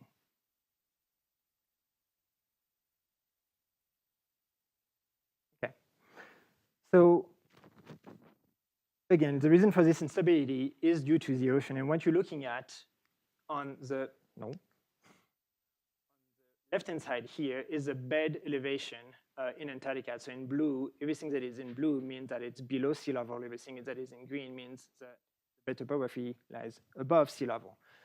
And all of West Antarctica here and a big part of East Antarctica lies below sea level. It means that the interaction with the ocean will matter, and the ice will react if the ocean water warms more and more. On the left-hand side here, you have a schematic of what is happening in Antarctica and how the ocean interacts with it. So in the Southern Ocean, you have these water masses, water layers that are warmer at depths compared to the surface water. And that's because they're saltier, and they're called circumpolar deep water. So the saltier, denser water can get warmer. And if they make it up the continental slope here and above the sea, they can enter the ice shelf cavity here and hit what is called the grounding line, which is a point of the ice where the grounded ice becomes to float. And by having warmer water attack this point of the ice sheet, it can cause retreat of the ice. Another impact here, and it's highlighted here, you can see here that the bed topography slopes downward as the ice moves forward. It's called a reverse sloping bed. And as you move backward here, the ice is thicker. In this condition, the ice is unstable. And as the ice goes thicker, as you move back downward, the ice flows faster. And this is what we call the marine ice sheet instability that you might have heard of. I want to be very clear about this. Sometimes this term is misused. It is what I consider a mathematical term. It's been, the mathematics explain it very well. Just because you have this condition doesn't mean you have marine ice sheet instability. There are many processes that can stop this instability. If you have buttressing on the side of the ice sheet, that can prevent this from happening. But nonetheless, as the ice widens and this buttressing becomes less and less, become more and more reduced, this phenomenon can happen, but it's not an automatism. I just want to be clear about this. So in terms of sea level projection, you might have heard about the IPCC report in our AR6, and where we're trying to estimate the sea level by the end of the century and how drastic it would be. And of course, these numbers are projections. They're based on models, and so they have a range of uncertainty associated with them. And right now, with the current path that we're under low emission scenario, we estimate that about 28 to 55 centimeters of sea level will happen by the end of the century. But if we don't work on cooling the climate and we keep moving forward, we could, and we end up in the high emission scenario, like this SP585 here, we can reach up to a meter of sea level contribution. So it's something to think about. Okay, ice sheets and CESM. So let's go a little bit into the modeling here. CESM is an Earth system model, and you're learning all about it this week. Prior to CCSM, it used to be called the CCSM, the Community Climate System Model, because at the time, it was only comprised of sea ice, ocean, atmosphere, and land. And eventually, we wanted to add more complexity, and so we added more components like biogeochemistry and the carbon cycle, and we thought, why not ice sheets? And so we included, the ice sheet model was included in CSM1, which started in 2010, which was the first complex Earth system model to include ice sheets. Earth system components don't like ice sheets very well. ice sheets are troublemakers. And one of the reasons is that they have moving boundaries. And CSM at the time didn't like this because we had the proportion model, fixed boundaries, the land model, fixed boundaries. And so now when you add, and when you add an ice sheet model that said, no, I'm growing and I'm shrinking, well, you're breaking all of these conditions. So it took a lot of work to put into it. So originally, we did the work. We got into it, obviously. It's there. But we had to do this using simplifying assumption. Like I mentioned before, the shallow ice dynamics. So it's not very accurate for ice stream and ice shelves, but it was very accurate for the ice that's within the interior of the ice sheet. And it was done in a one-way coupling way. So this means that the ice sheet could experience a change in the climate, but in reverse, the climate will not experience a change in the ice sheet at all. I talked about mass balance before. In order to grow an ice sheet, you need some ice to accumulate on it. And the ice sheet model doesn't do that, doesn't do anything about accumulation, things like this. It relies on the climate community land model to pass this information. So we have the land model that takes this information from the atmosphere on a very coarse resolution that is about 50 to 100 kilometers, pass this information to a coupler, and then each grid of the land model has what is called elevation classes, so that it can melt and grow, melt or accumulate snow at different elevation within a grid cell, so that when we then downscale this information onto the CESM grid, which is more like 4 kilometers typically, we do not lose information based on the ice sheet topography. Once this information is passed, then the ice sheet model computes the ice flow of the ice and can evolve dynamically. Now, in CSM2, which is the older version, the newer version of the model which you're using right now during your tutorial, we relax those simplifying assumptions about shallow ice dynamics and one-way coupling. Now, CSM2 supports a fully interactive coupling between the grid and ice sheet and the system, meaning that when the ice sheet evolves dynamically, the climate can respond to it and see these changes. So the way it works is that CLM passes a mass balance to the ice sheet, and in return, the ice sheet sends back a change in elevation and a change in surface area. As CLM is also, has different land types, dynamical land types, and land units for its grid cell, this can evolve dynamically as well. And so wherever the ice sheet sits, those cells are glaciated cells, the glacial cells, and once those cells are free of ice, they can become vegetated again, and this has an impact on albedo and other processes. So if we put this into a schematic, and you might have seen such a schematic already, so you have the ice sheet model that deals with the ice sheet dynamics that corresponds, that communicates with the land through the coupler, and eventually, once in a while, it also tells the atmosphere how it has changed its elevation. And something I haven't talked about much is what happens into the ocean with the ice sheet. So when the ice melts or calves, well, we have to do something with this ice. We cannot just leave it there. And well, the ocean takes it. For surface melt, we just send a surface freshwater fluxes to the ocean.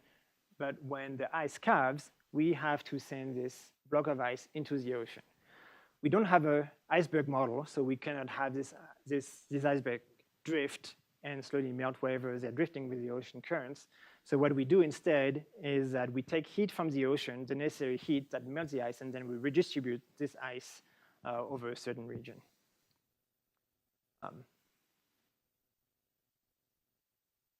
So in order to evolve your ice sheet dynamically in the model, you need to initialize it. And this takes a lot of work and has some assumptions in it.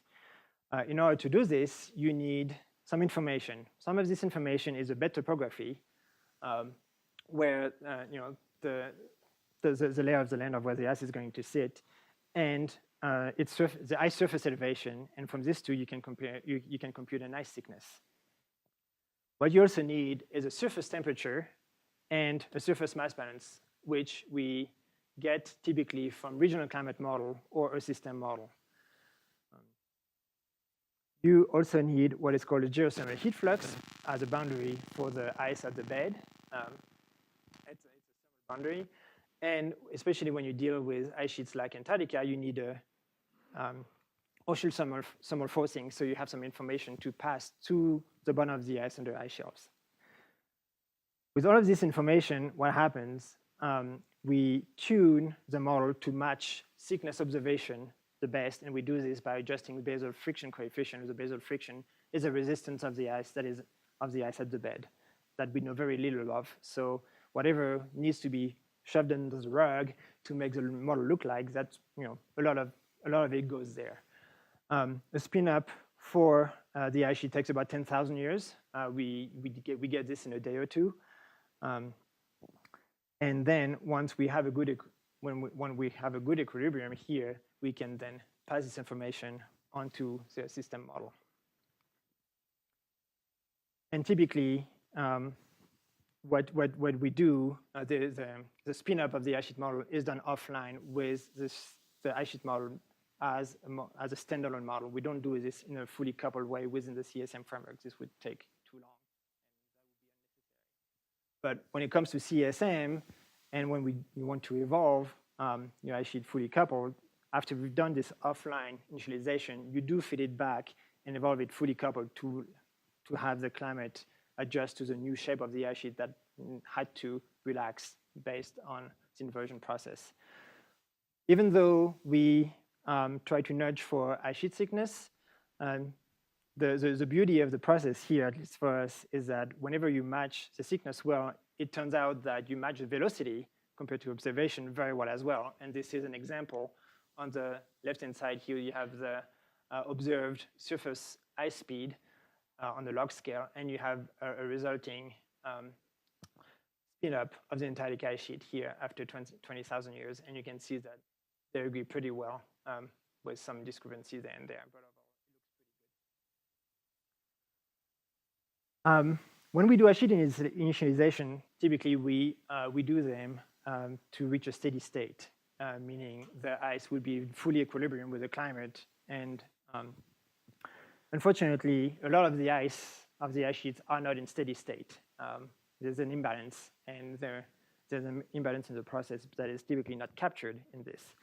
To try to remedy this problem, we implemented a new methodology that takes into account the observed rate of ice thickness change that you can see as an example here on the left-hand side. Whatever is in red is a stronger thickness change loss, and in blue is when you have a thickness change that is growing. And you can see in the West Antarctic, you have a lot of change, in particular in the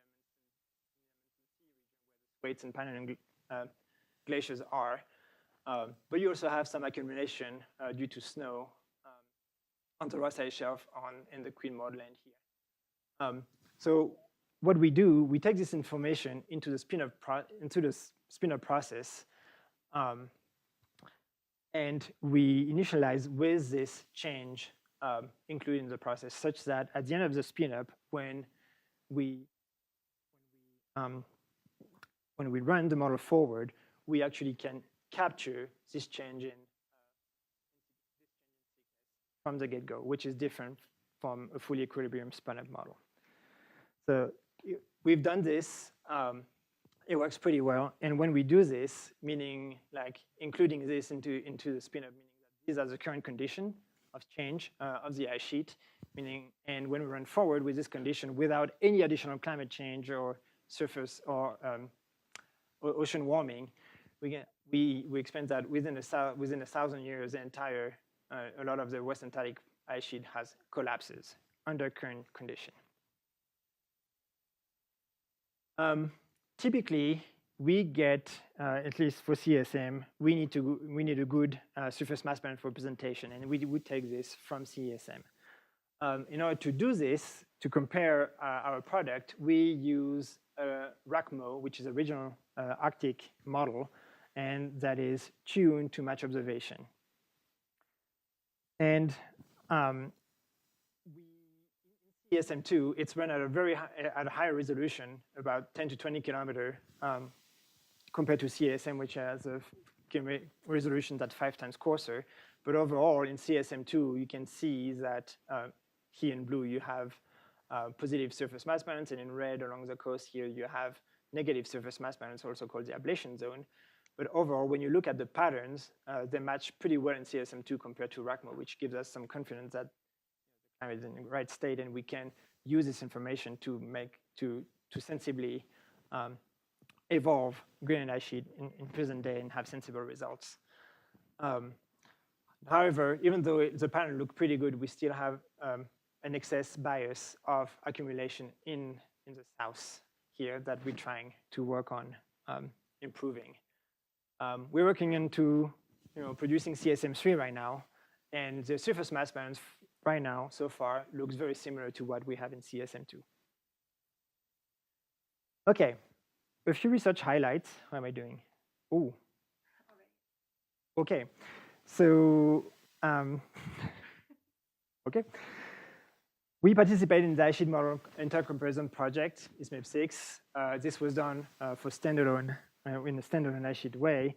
And to go faster around this, for Greenland, all the model agreed pretty well with one another, where until the end of the century, Greenland is going to experience a lot of melt. And all the models that participate in this effort had consistent behavior with respect to this. However, in Antarctica, which is fairly new, relatively speaking, the numbers are all over the place. And you can see for the Western Antarctic ice sheet, you have strong contribution, lower contribution, but it's all over the place. So there's a lot of uncertainty in the projection from the Antarctic ice sheet. When it comes to the fully coupled simulation with an evolving Greenland ice sheet, we did such an experiment with CSM2 evolving until 2100 under warming scenario. And you can see, sorry, here the color scale is reversed compared to the previous plot where the ablation zone is in blue. And you can see advancing in time under warming scenario, the ablation zone keeps increasing, and increasing more and more. So that there's a lot of contribution from the Greenland ice sheet to sea level in this experiment.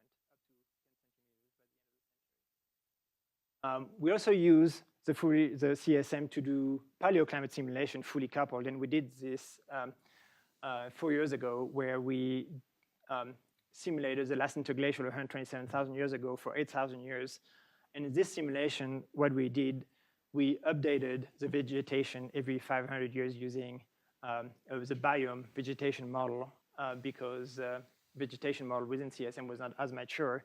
And what this led to is you can see throughout the simulation, which changed with orbital configuration, that the Greenland ice sheet slowly retreated to reach a minimum at about 121,000 years ago to eventually slowly grow again. And the impact of the vegetation versus not having it was huge, a factor of 2 of sea level contribution. And this is because of the albedo feedback of the vegetation on the system. Let me skip through this. And so for future work and study, what we're trying to do for the new release of CESM, the ice sheet model itself, is to improve on the subglacial hydrology, basal sliding, and iceberg calving. We improve also on the initialization method, like I just talked about, and we also want to use CESM to simulate mountain glacier. As far as CSM3 goes, we want to minimize the bias of Greenland mass balance, but also support fully coupled climate ice sheet simulation with Antarctic and Paleo ice sheets. Let me skip about hydrology. Pretty much what this slide says is that we have a scheme that is implemented right now that does a very good job of representing the basal hydrology in the ice sheet at a very modest cost. In terms of calving, we are participating in a calving intercomparison project where we can compare our model to others and pretty much reassure that our dynamics and numerics work properly. On the more realistic side with Antarctica, we started implementing some calving schemes that are based on thickness and stresses that lead to pretty much to very good agreement with observation of the calving, but this is still an ongoing effort. In In terms of Mountain Glacier, we used CESM. Now we have put the logic in CESM to actually model Mountain Glacier, and we do this at a way higher resolution of about 100 meters compared to the ice sheet. And what you see here is an example of the simulation of the entire Alps. On top here, you have the Mont Blanc and the French Alps. Here, the Bernese Alps and the Alleged Glacier. And we did an experiment to see what would happen to this glacier if they were not subject to any more warming than what you have today. And pretty much in the Alps, those glaciers would lose, in average, 63% of their mass and their volume. In terms of fully covered ice sheet for Antarctica, with MOM6 now, which allow cavity ocean circulation, we can have the ocean reach the ice sheet cavity, the ice shelf cavities, and have this interaction with Antarctica to better represent the Antarctic evolution within CESM. Even though this is capable, this is not yet validated. We have the full capability of doing this, and we're still working actively on this. Last slide. Here, this is a future development that we're working on. So of course, we did the Alps for the glaciers. We want to do other regions like Hammerton Asia or Patagonia and so on. If anybody of you is interested in this, let me know and we can work on this together. We're also interested in adding solid earth as a new component within CESM so that we can capture the sea level variation around the globe, but also the rebound of the earth under the ice when the ice load changes. Quick summary of what I've told already. And here, if you want to know more about land ice work that we do here, feel free to contact us. So I'm here. There's my contact information of the land ice working group, but also the science liaison for land ice science here. Kate Calder is also a good person to contact. She's a software liaison of this group. And Bill Lipscomb, who's the lead CESM developer. Thank you.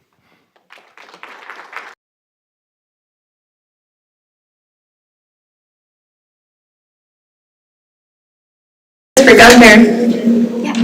For the mountain glaciers, when you do the estimation of or the parameterization of the bed topography and using the shallow ice approximation, how does the impact differences between ice sheet? Because ice sheet can be wide open, right, ice cap, but then for the mountain you have to have the boundaries for the basins. We have those boundaries, so we do have, there's data about those bed topography for glaciers as well. And we do not use a shallow ice approximation for the glaciers we use. Well, it's an approximation called the depth integrated vertical approximation, which is the same dynamic scheme that we use for ice sheets. So this stays the same. As far as the base of friction goes right now, we have a scheme for which we set a coefficient, and when we spin up the glaciers, what we use, we have coefficient to spin up with respect to the climate, because this is the biggest unknown in the glaciers. There's very little data on the lapse rate, for example, that we don't know within the glacier system.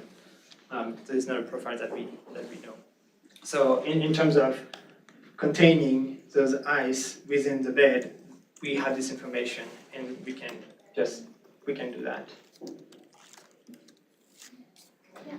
Hi, thanks for your talk. I have a question regarding the iceberg. Like when it breaks from the ice sheet, you said that you would let the ocean heat this iceberg, and then don't you introduce like too much freshwater flux into the ocean? I'm just thinking about the ocean circulation, for example, AMOC, and there are a lot of, I think, some papers also talking about, yeah. Well, that is definitely a concern. So, because we don't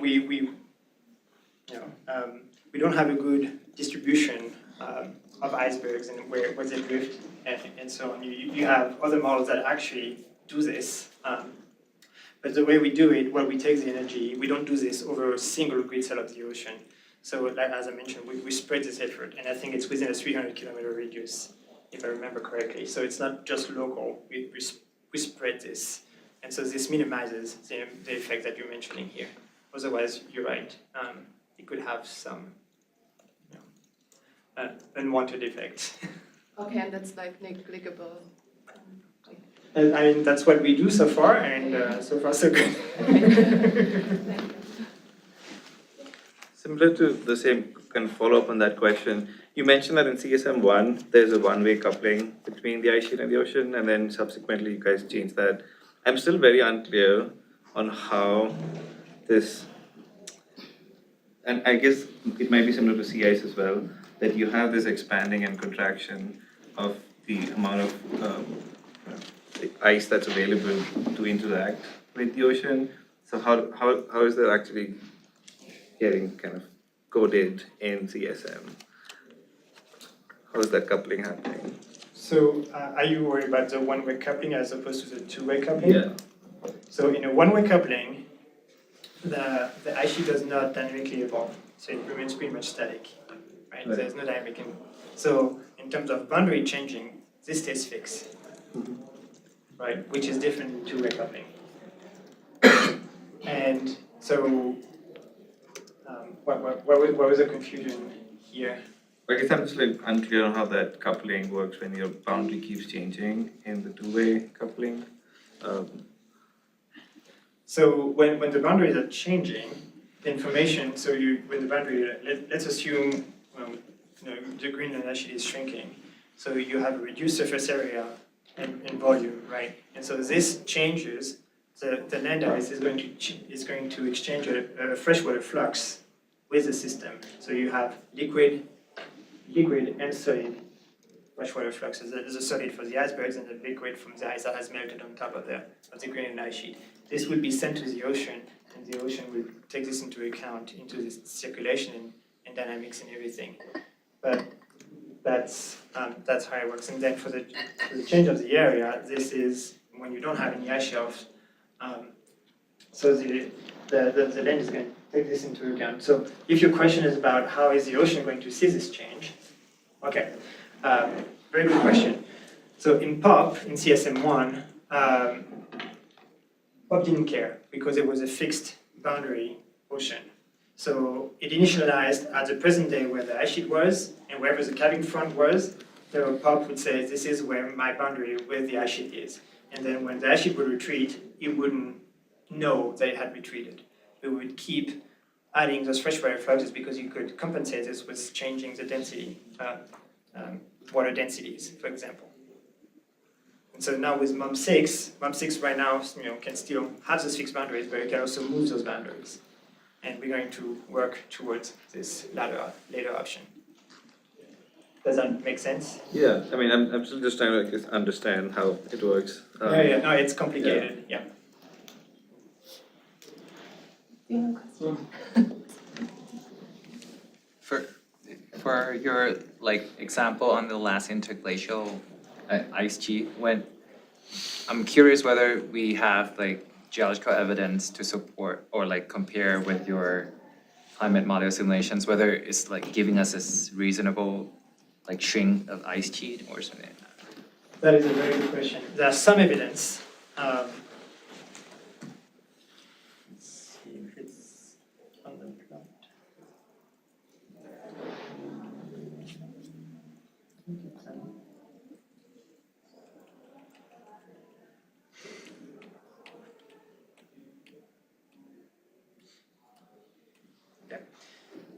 There. Okay. So here, what you can see on this picture here, C and S and R, there and D, those are all ice coring sites. And so when you drill through the cores, you can tell whether there was ice there at some period of time, depending on the ice age, for example. And it's sparse. There's very little, but that's what we have.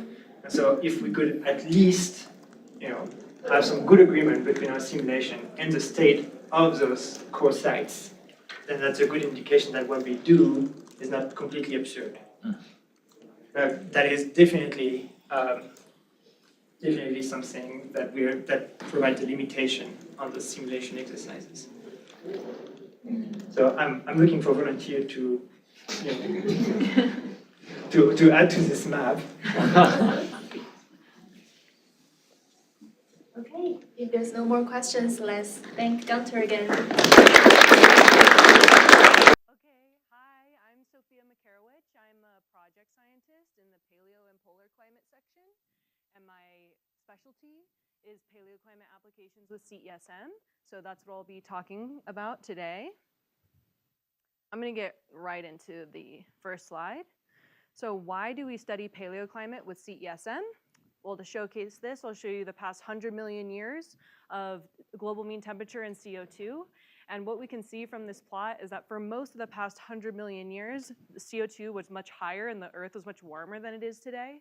And this is actually a really good thing because over our very short observational record, we do not have measurements of a higher CO2 state. And so paleoclimate is really the only option we have to have real data to validate climate dynamics under a high CO2 scenario. And so that's really what we try to do in the paleoclimate group. And the high CO2 state I'll be talking about mostly today is the early Eocene, about 50 million years ago, and that's been related to sort of a high emissions SSP5 8.5 scenario. So on the left is the world during the Eocene. It was very hot. This is the early Eocene climatic optimum. About 50 million years ago, high CO2 around 1,000 ppm or higher. There were no permanent land ice sheets during this time. It's a hothouse. Then on the right, we have the other extreme, which is the last glacial maximum about 21,000 years ago, which had low CO2 around 180 ppm. And this is also a really interesting time period to study. You see these really expansive ice sheets across the northern hemisphere, so we can ask questions about ice sheet stability, sea level change, and because it's much more recent, we have many more proxy records to compare our simulations with.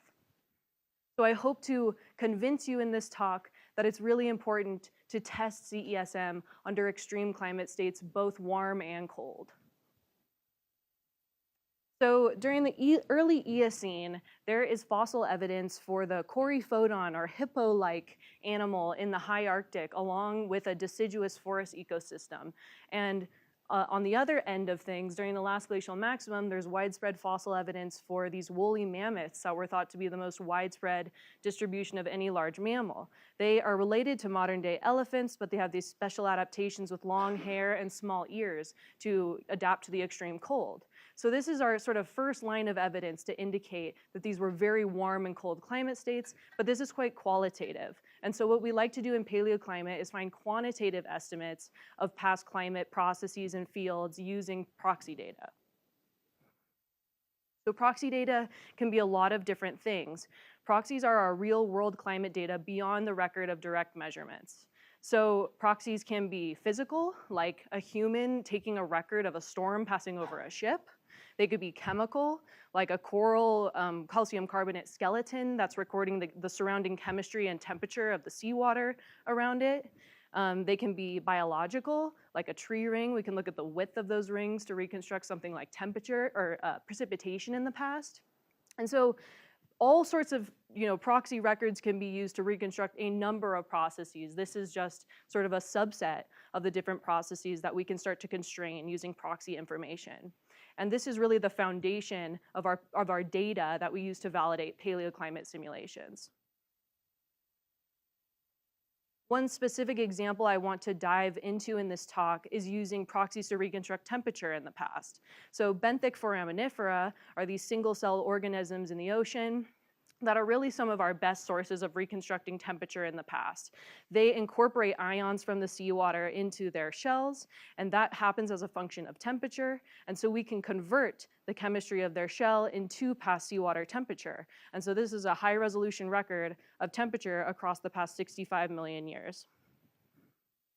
And I show you this so that I can now sort of move on to how we leverage that information to validate CESM. So now let's get into some simulations.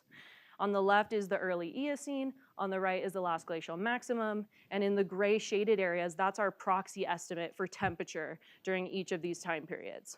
And so our goal from the CESM perspective is to run a simulation of each of these time periods that falls within that range of global mean surface temperature for each of these time periods, and ideally do that with the same version of CESM, so it can simulate both extreme climate states. But if we look at the red lines, that's the default version of CESM2. You'll see that during the early Eocene, the temperatures are much too high, and during the last glacial maximum, the temperatures are far too low. So there's something going on in this model that can't capture these climate states. On the other hand, if we look at CESM2 with CAM5, so that's CAM and CESM1, in the brown lines, you'll see it falls within those reasonable temperature ranges. So something happened between CAM5 and CAM6 to produce these unreasonable temperature estimates, but there's a lot of differences in the parameterizations between CAM5 and CAM6. So this work was led by Mijeong Zhu, who's another paleoclimate scientist in CGD, and he went on a journey to figure out which parameterization is causing the issue. And at the end of it, he ended up making adjustments to the moist turbulence scheme, the cloud microphysics scheme, and the ice nucleation scheme in CAM6 in order to get a paleo-calibrated version of CESM2 that can reasonably simulate temperatures for both the Eocene and the last glacial maximum. So that's in the cyan line. Breathe. Oh. Okay. But so that's exciting because now we have a version of CESM2 that we can use to get reasonable temperatures for not only this hot house, the ice house, but also historical time period. And so what I also want to highlight in all of these dashed lines at the bottom is that that's the same experiments done with one-time CO2, so pre-industrial conditions, and you can see that all these changes we made had very little impact on the modern day or near modern climate state. So that underscores the importance of testing the parameterizations under a wide range of climate states. Okay, now I want to go into like 3 aspects of CESM that are really important for paleoclimate applications. And the first one is water isotope tracers. So when I talk about water isotopes, I'm talking about different molecules of water can have slightly differing weights. And so on the right here, you can see that this is like a water molecule, nice, that has an oxygen with 16 protons, and that's lighter than a water molecule with an oxygen that has 18 protons. And so the sort of meaning of this is that when there are phase changes in water, these versions of water will partition differently throughout the water cycle. And so we can learn about water cycle processes and also temperature from looking at the relative composition of heavy to light water.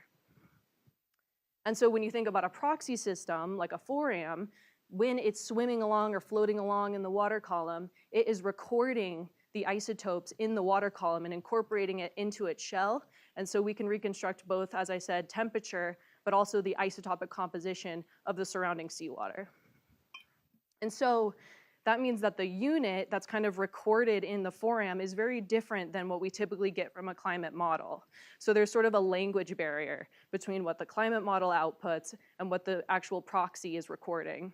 And so when we incorporate water isotope tracers in CESM, we can actually start to do these sort of apple-to-apple comparisons between the simulation and the proxy.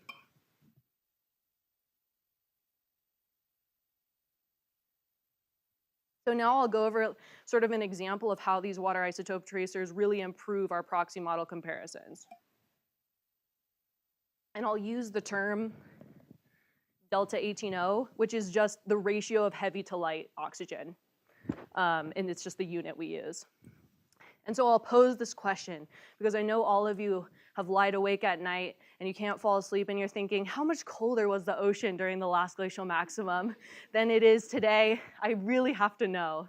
Okay, we're gonna get the answer right now. So we're gonna look at our 4AMs because they're starting to record the seawater temperature in the past. But as I said, there's 2 different things I said that can influence 4AM delta 18O. It's both the seawater temperature, but also the seawater delta 18O. And so you might think to yourself, okay, I've got to come up with an estimate of seawater delta 18O. And so I know there is a really important impact of global ice volume on seawater delta 18O. During the last glacial maximum, we have these really expansive ice sheets. They're locking up a ton of light water. That means the ocean is relatively high in delta 18O.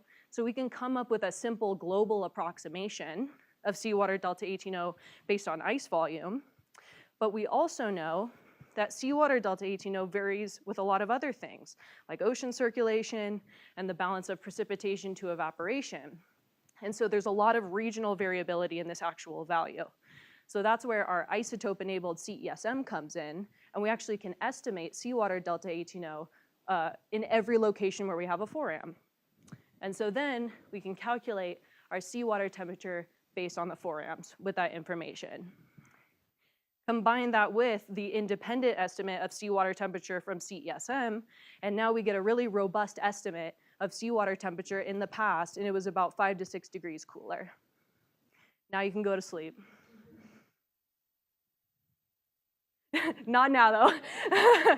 And so the second aspect of paleoclimate simulations that's really important is having a cheap version of CESM. So that's, CESM with a low horizontal grid resolution, about 100 kilometers or greater.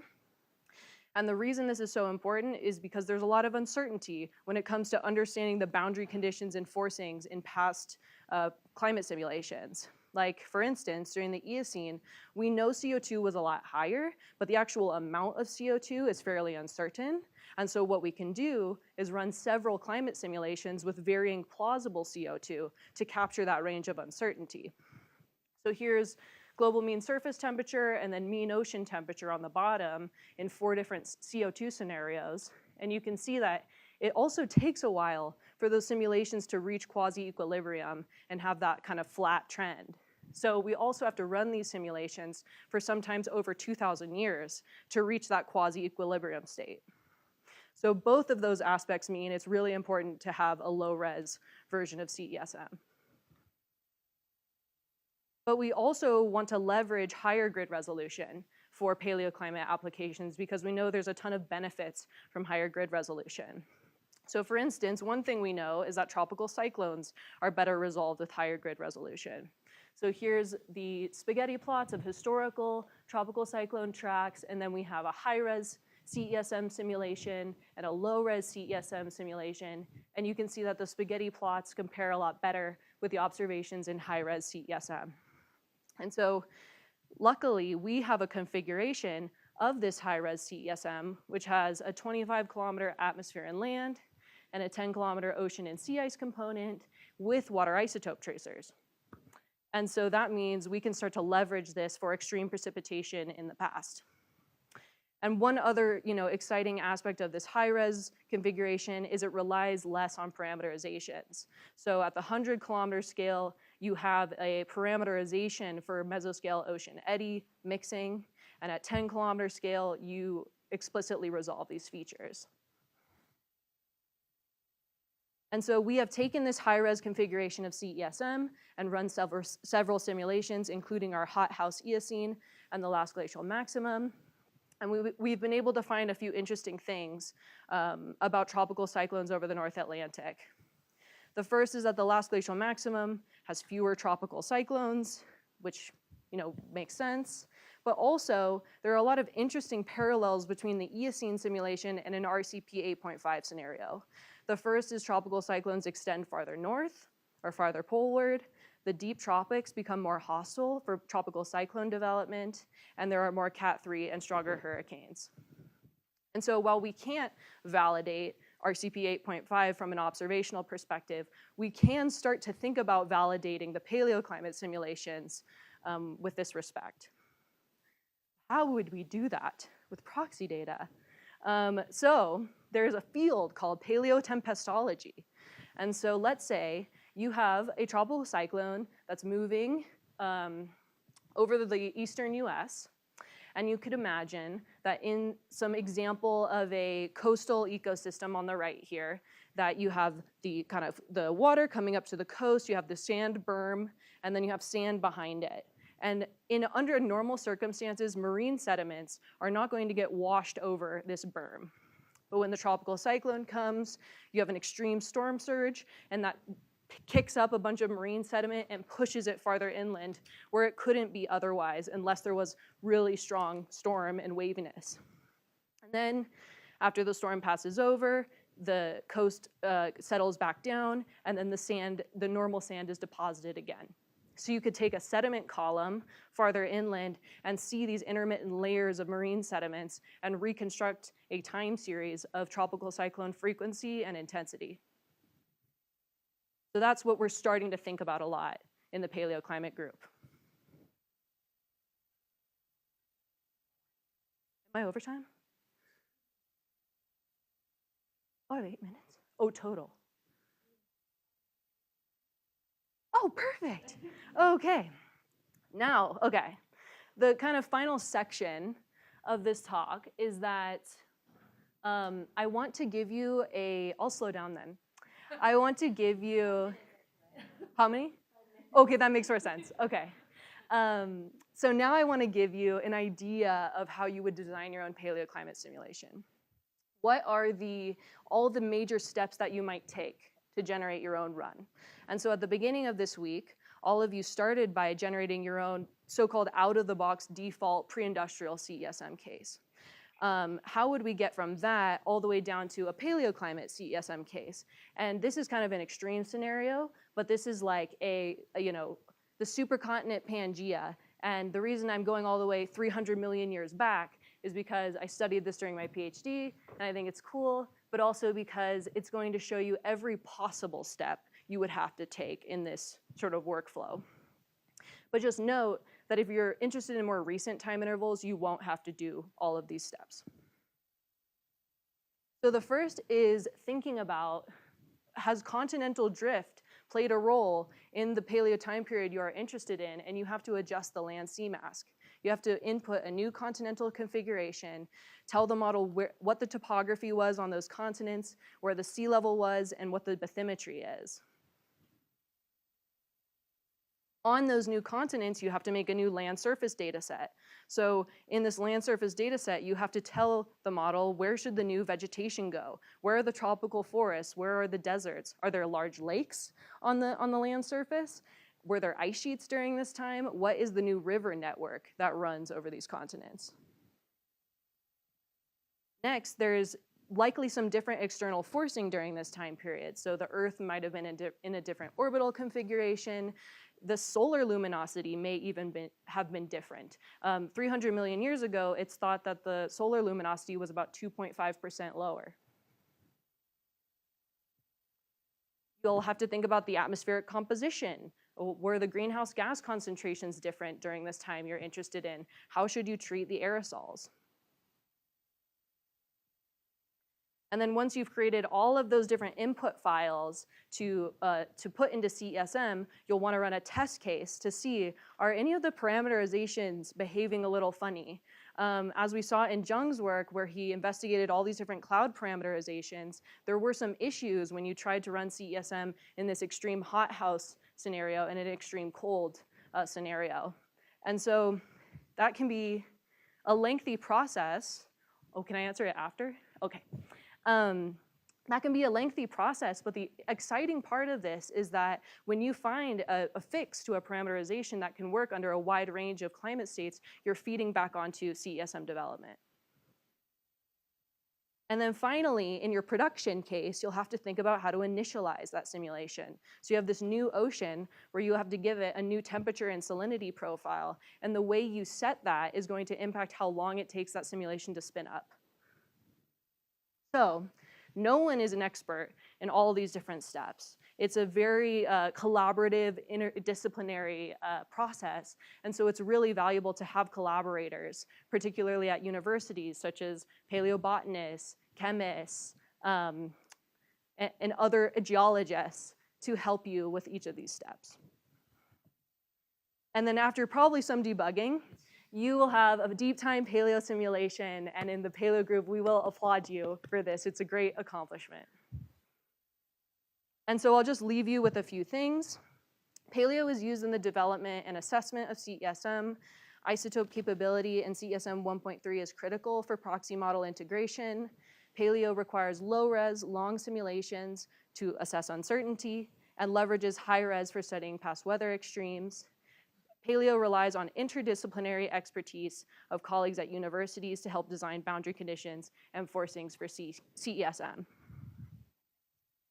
And I guess I'll just leave this up, but the one thing I want to say is if you're interested in developing a paleoclimate simulation, don't be intimidated by all those steps that I outlined, because we already have a really strong set of existing simulations, and we always say start from something that's been done before starting from scratch. And if you're interested in the simulations that are available, you can scan the QR code.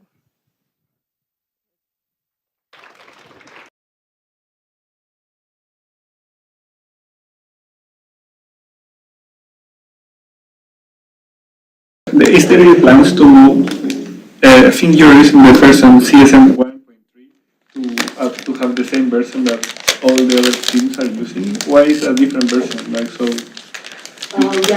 Oh yeah, I forgot to say this, thank you. So with respect to the isotopes, they're only currently implemented in CESM 1. And so we have a grant right now to implement the isotopes in CESM 3, but they're not currently in there. And the isotopes tend to be this critical thing to compare with the proxy data, which is our strength, is having that proxy data. So we tend to use CESM 1.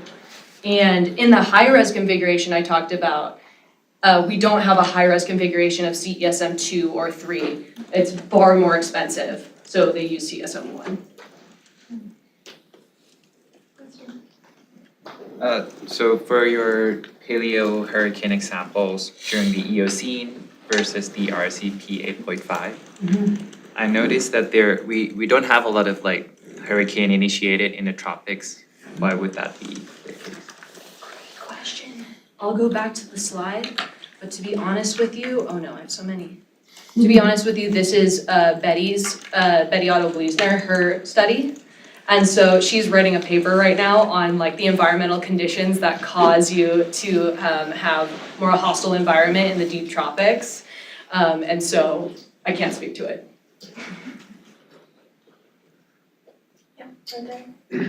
Regarding the high-res run, I know there was a lot of work done for the pre-industrial spin-up. How did y'all initialize this Eocene and LGM? Great question. So for every single high-res run we did, we had to spin up a low-res configuration. So we'll spin up, like with all the same boundary conditions, spin up a 1 degree ocean and a 1 degree atmosphere run, and then we will branch the high-res off of the low-res run.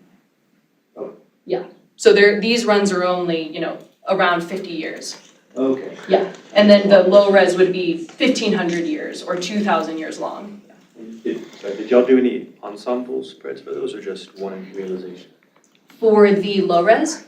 For the high-res realizations of this. Oh, for the high-res? No, we haven't done any ensembles for the high-res. They are quite expensive, especially with the isotope tracers added in. But for a couple of our time periods, we're doing vegetation sensitivities. Like for example, for the Holocene, we're running a couple different vegetation scenarios. But that's like, we're slowly developing more. You mentioned that the parameters that would be used to replicate the Eocene and the LGM were attempted to be the same while you're reconstructing them. Why would that be the case, assuming that they're essentially two different worlds? Why would we want to? Can you repeat the question one more time? The parameters that were tuned for creating the Eocene and the LGM simulations, they were attempted to be the same. Is that what you mentioned? Yeah. And I'm just curious, why would that be the case, assuming there's such different climate worlds? Yeah. So. It's almost like two different Earths.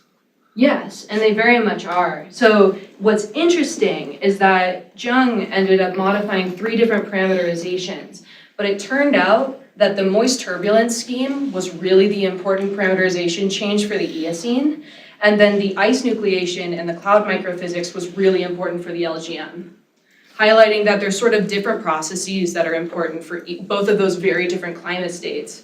But at the same time, we don't want to tune one specific version of the model for one specific climate state. We want, ideally, a similar version that can work over a large range. And so he modified all 3 parameterizations so it could function well for both the Eocene, LGM, and historical. Right.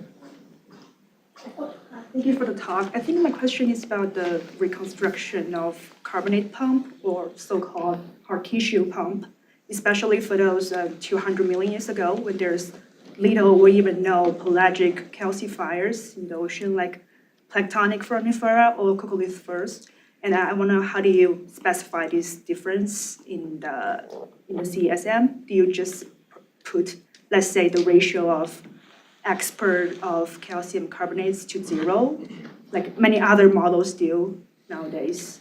That is a great question. I'm not very well knowledgeable in that area. But what I will say is that when we are comparing like isotope-enabled CESM output with something like foraminifera, the only thing we simulate is the seawater isotopic composition. So usually it takes what's called a proxy system model as sort of a conduit between what the seawater isotopic composition is and the foram. And those kind of processes come into play in the proxy system model. Yeah. Just a follow-up question. Is this seawater oxygen isotope constant? No. During the modeling? Because Yeah. like fresh water flux or precipitations, anything can change that. You still use the -1 for most of the case? Or? No, good question. So we will initialize based on so I was kind of talking about on this slide, we know global ice volume is really important for setting like the mean seawater delta H&O value. So we might initialize the case using like a uniform value of something like -1, depending on the climate state. But then it spins up with every other tracer in the model.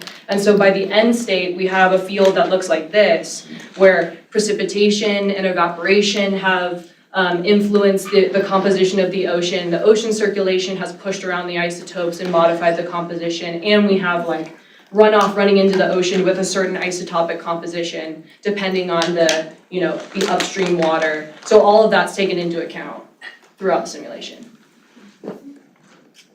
Yeah. Have those adjustments of the parameterizations carried through to CSM3? Oh, another thing I forgot to say. Great. Yeah, so what I wanted to mention on this slide was that this was all done with CSM2. And a lot of changes have happened to CSM3. So you can't necessarily take an adjustment and go from CAM-6 to CAM-7, for instance. And so what we're doing is before the release of CSM3, we're running LGM and Eocene simulations with the development code and seeing, do we get something reasonable before the scientific release? So it's been sort of incorporated in the development cycle. Actually, a really cool presentation. I was wondering if you could talk a little bit about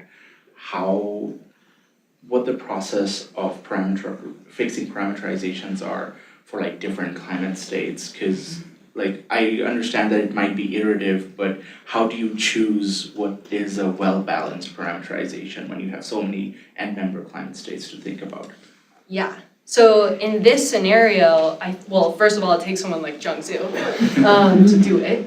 And so the first step of this was saying, let's remove an entire parameterization from CAM-6 and restore it to CAM-5. Because we know CAM-5 is working. And so he took the entire ice nucleation scheme, for instance, and replaced it back with CAM-5. So that's the first step. And then he looks at the sensitivity of replacing the parameterization. Once he isolates a single parameterization that's the leading predictor of the temperature trend, then he goes in and starts doing parameter sensitivities within the parameterization so that he can go back to CAM-6 and actually make that exact adjustment, if that makes sense. And that's for one climate state. How do you do that? Like, how do you make it balance between two end members? A lot of simulations, a lot of, he's running dozens of sensitivities with various combinations of kind of a manual, and he's also done a PPE. So I will say he's done the perturbed parameter ensemble with CAM so that he can narrow down which parameters are the most sensitive in terms of temperature. So that I should mention that the perturbed parameter ensemble kind of helps you narrow down which parameters, because there are dozens, that will make the largest impact in each parameterization. It's a painful process for sure. I guess this isn't really a question, but it's something you could comment on. I think something that haunts me a little bit is parameterizing models based on proxy estimates, but then your proxy estimates would change based on the underlying model configuration if you actually factored it into your, like if you estimated temperature based on, let's say, changing delta O18 of the surface ocean that you've estimated with CESM, maybe your estimate of temperature would be different. Yes. Then, yes. Like, it feels very circular. Sure. So I'm wondering, like, what if you could comment on what you think, let's say, you're reconstructing past isotopes in precipitation or something like that. Would you rely on the model to, like, estimate underlying delta 18 of the surface ocean and how that should factor into your estimates of delta 18 of precipitation? Or would you not do that? Like, how should these two fields be talking to each other in terms of making estimates of past climate states? Yes. What I will say on your first point about kind of the circular nature of it, right, is you are taking, in theory, you could take information from CESM to calculate the proxy-based temperature, right? But when we get to this step, we're not only gonna take delta 18O based temperature reconstruction. We're gonna want several independent methods of reconstructing temperature and take all of that into account in this spread, so that it's not just the modeled climate state dependent proxy calculations that are going into the proxy model comparison, if that makes sense. So that should always be included, I think, or many independent estimates of temperature. And then your second point, can you repeat the second part about precip? So, yeah, so I work on reconstruction of past delta D or delta 18O of precipitation. And we think about things like moisture source region and about underlying changes in delta 18 of the surface ocean as a source of moisture. Some people apply an ice volume correction and some people don't. And some people think about things like how the delta 18 of the surface ocean would actually change in different locations in different ways. So how would you make that correction? Or do you think people should rely on model output data to inform those types of? I think because I'm a modeler, I'm always about comparing across as many different scenarios as you can. So for instance, when we think about isotope-enabled simulations where they're treating seawater delta 18O, a lot of times, you could take, so let me step back one. There are gonna be a limited available set of isotope-enabled simulations for you to use for whatever time period you're interested in estimating precip delta 18O when you wanna know, I guess, evaporative source water delta 18O essentially. And so I think it's a great idea to use as many as you can, and then also compare that with the more idealized approach of just considering ice volume and what a mean value would be. And it's an ongoing issue. I know there's a lot, even the fact of having a sea surface with varying isotopic composition is kind of unique in isotope-enabled simulation. So it's, you're kind of highlighting an issue that persists. So I don't have a great answer, but comparing a lot of different methods would be my advice. Okay, great. Let's thank Sophia again.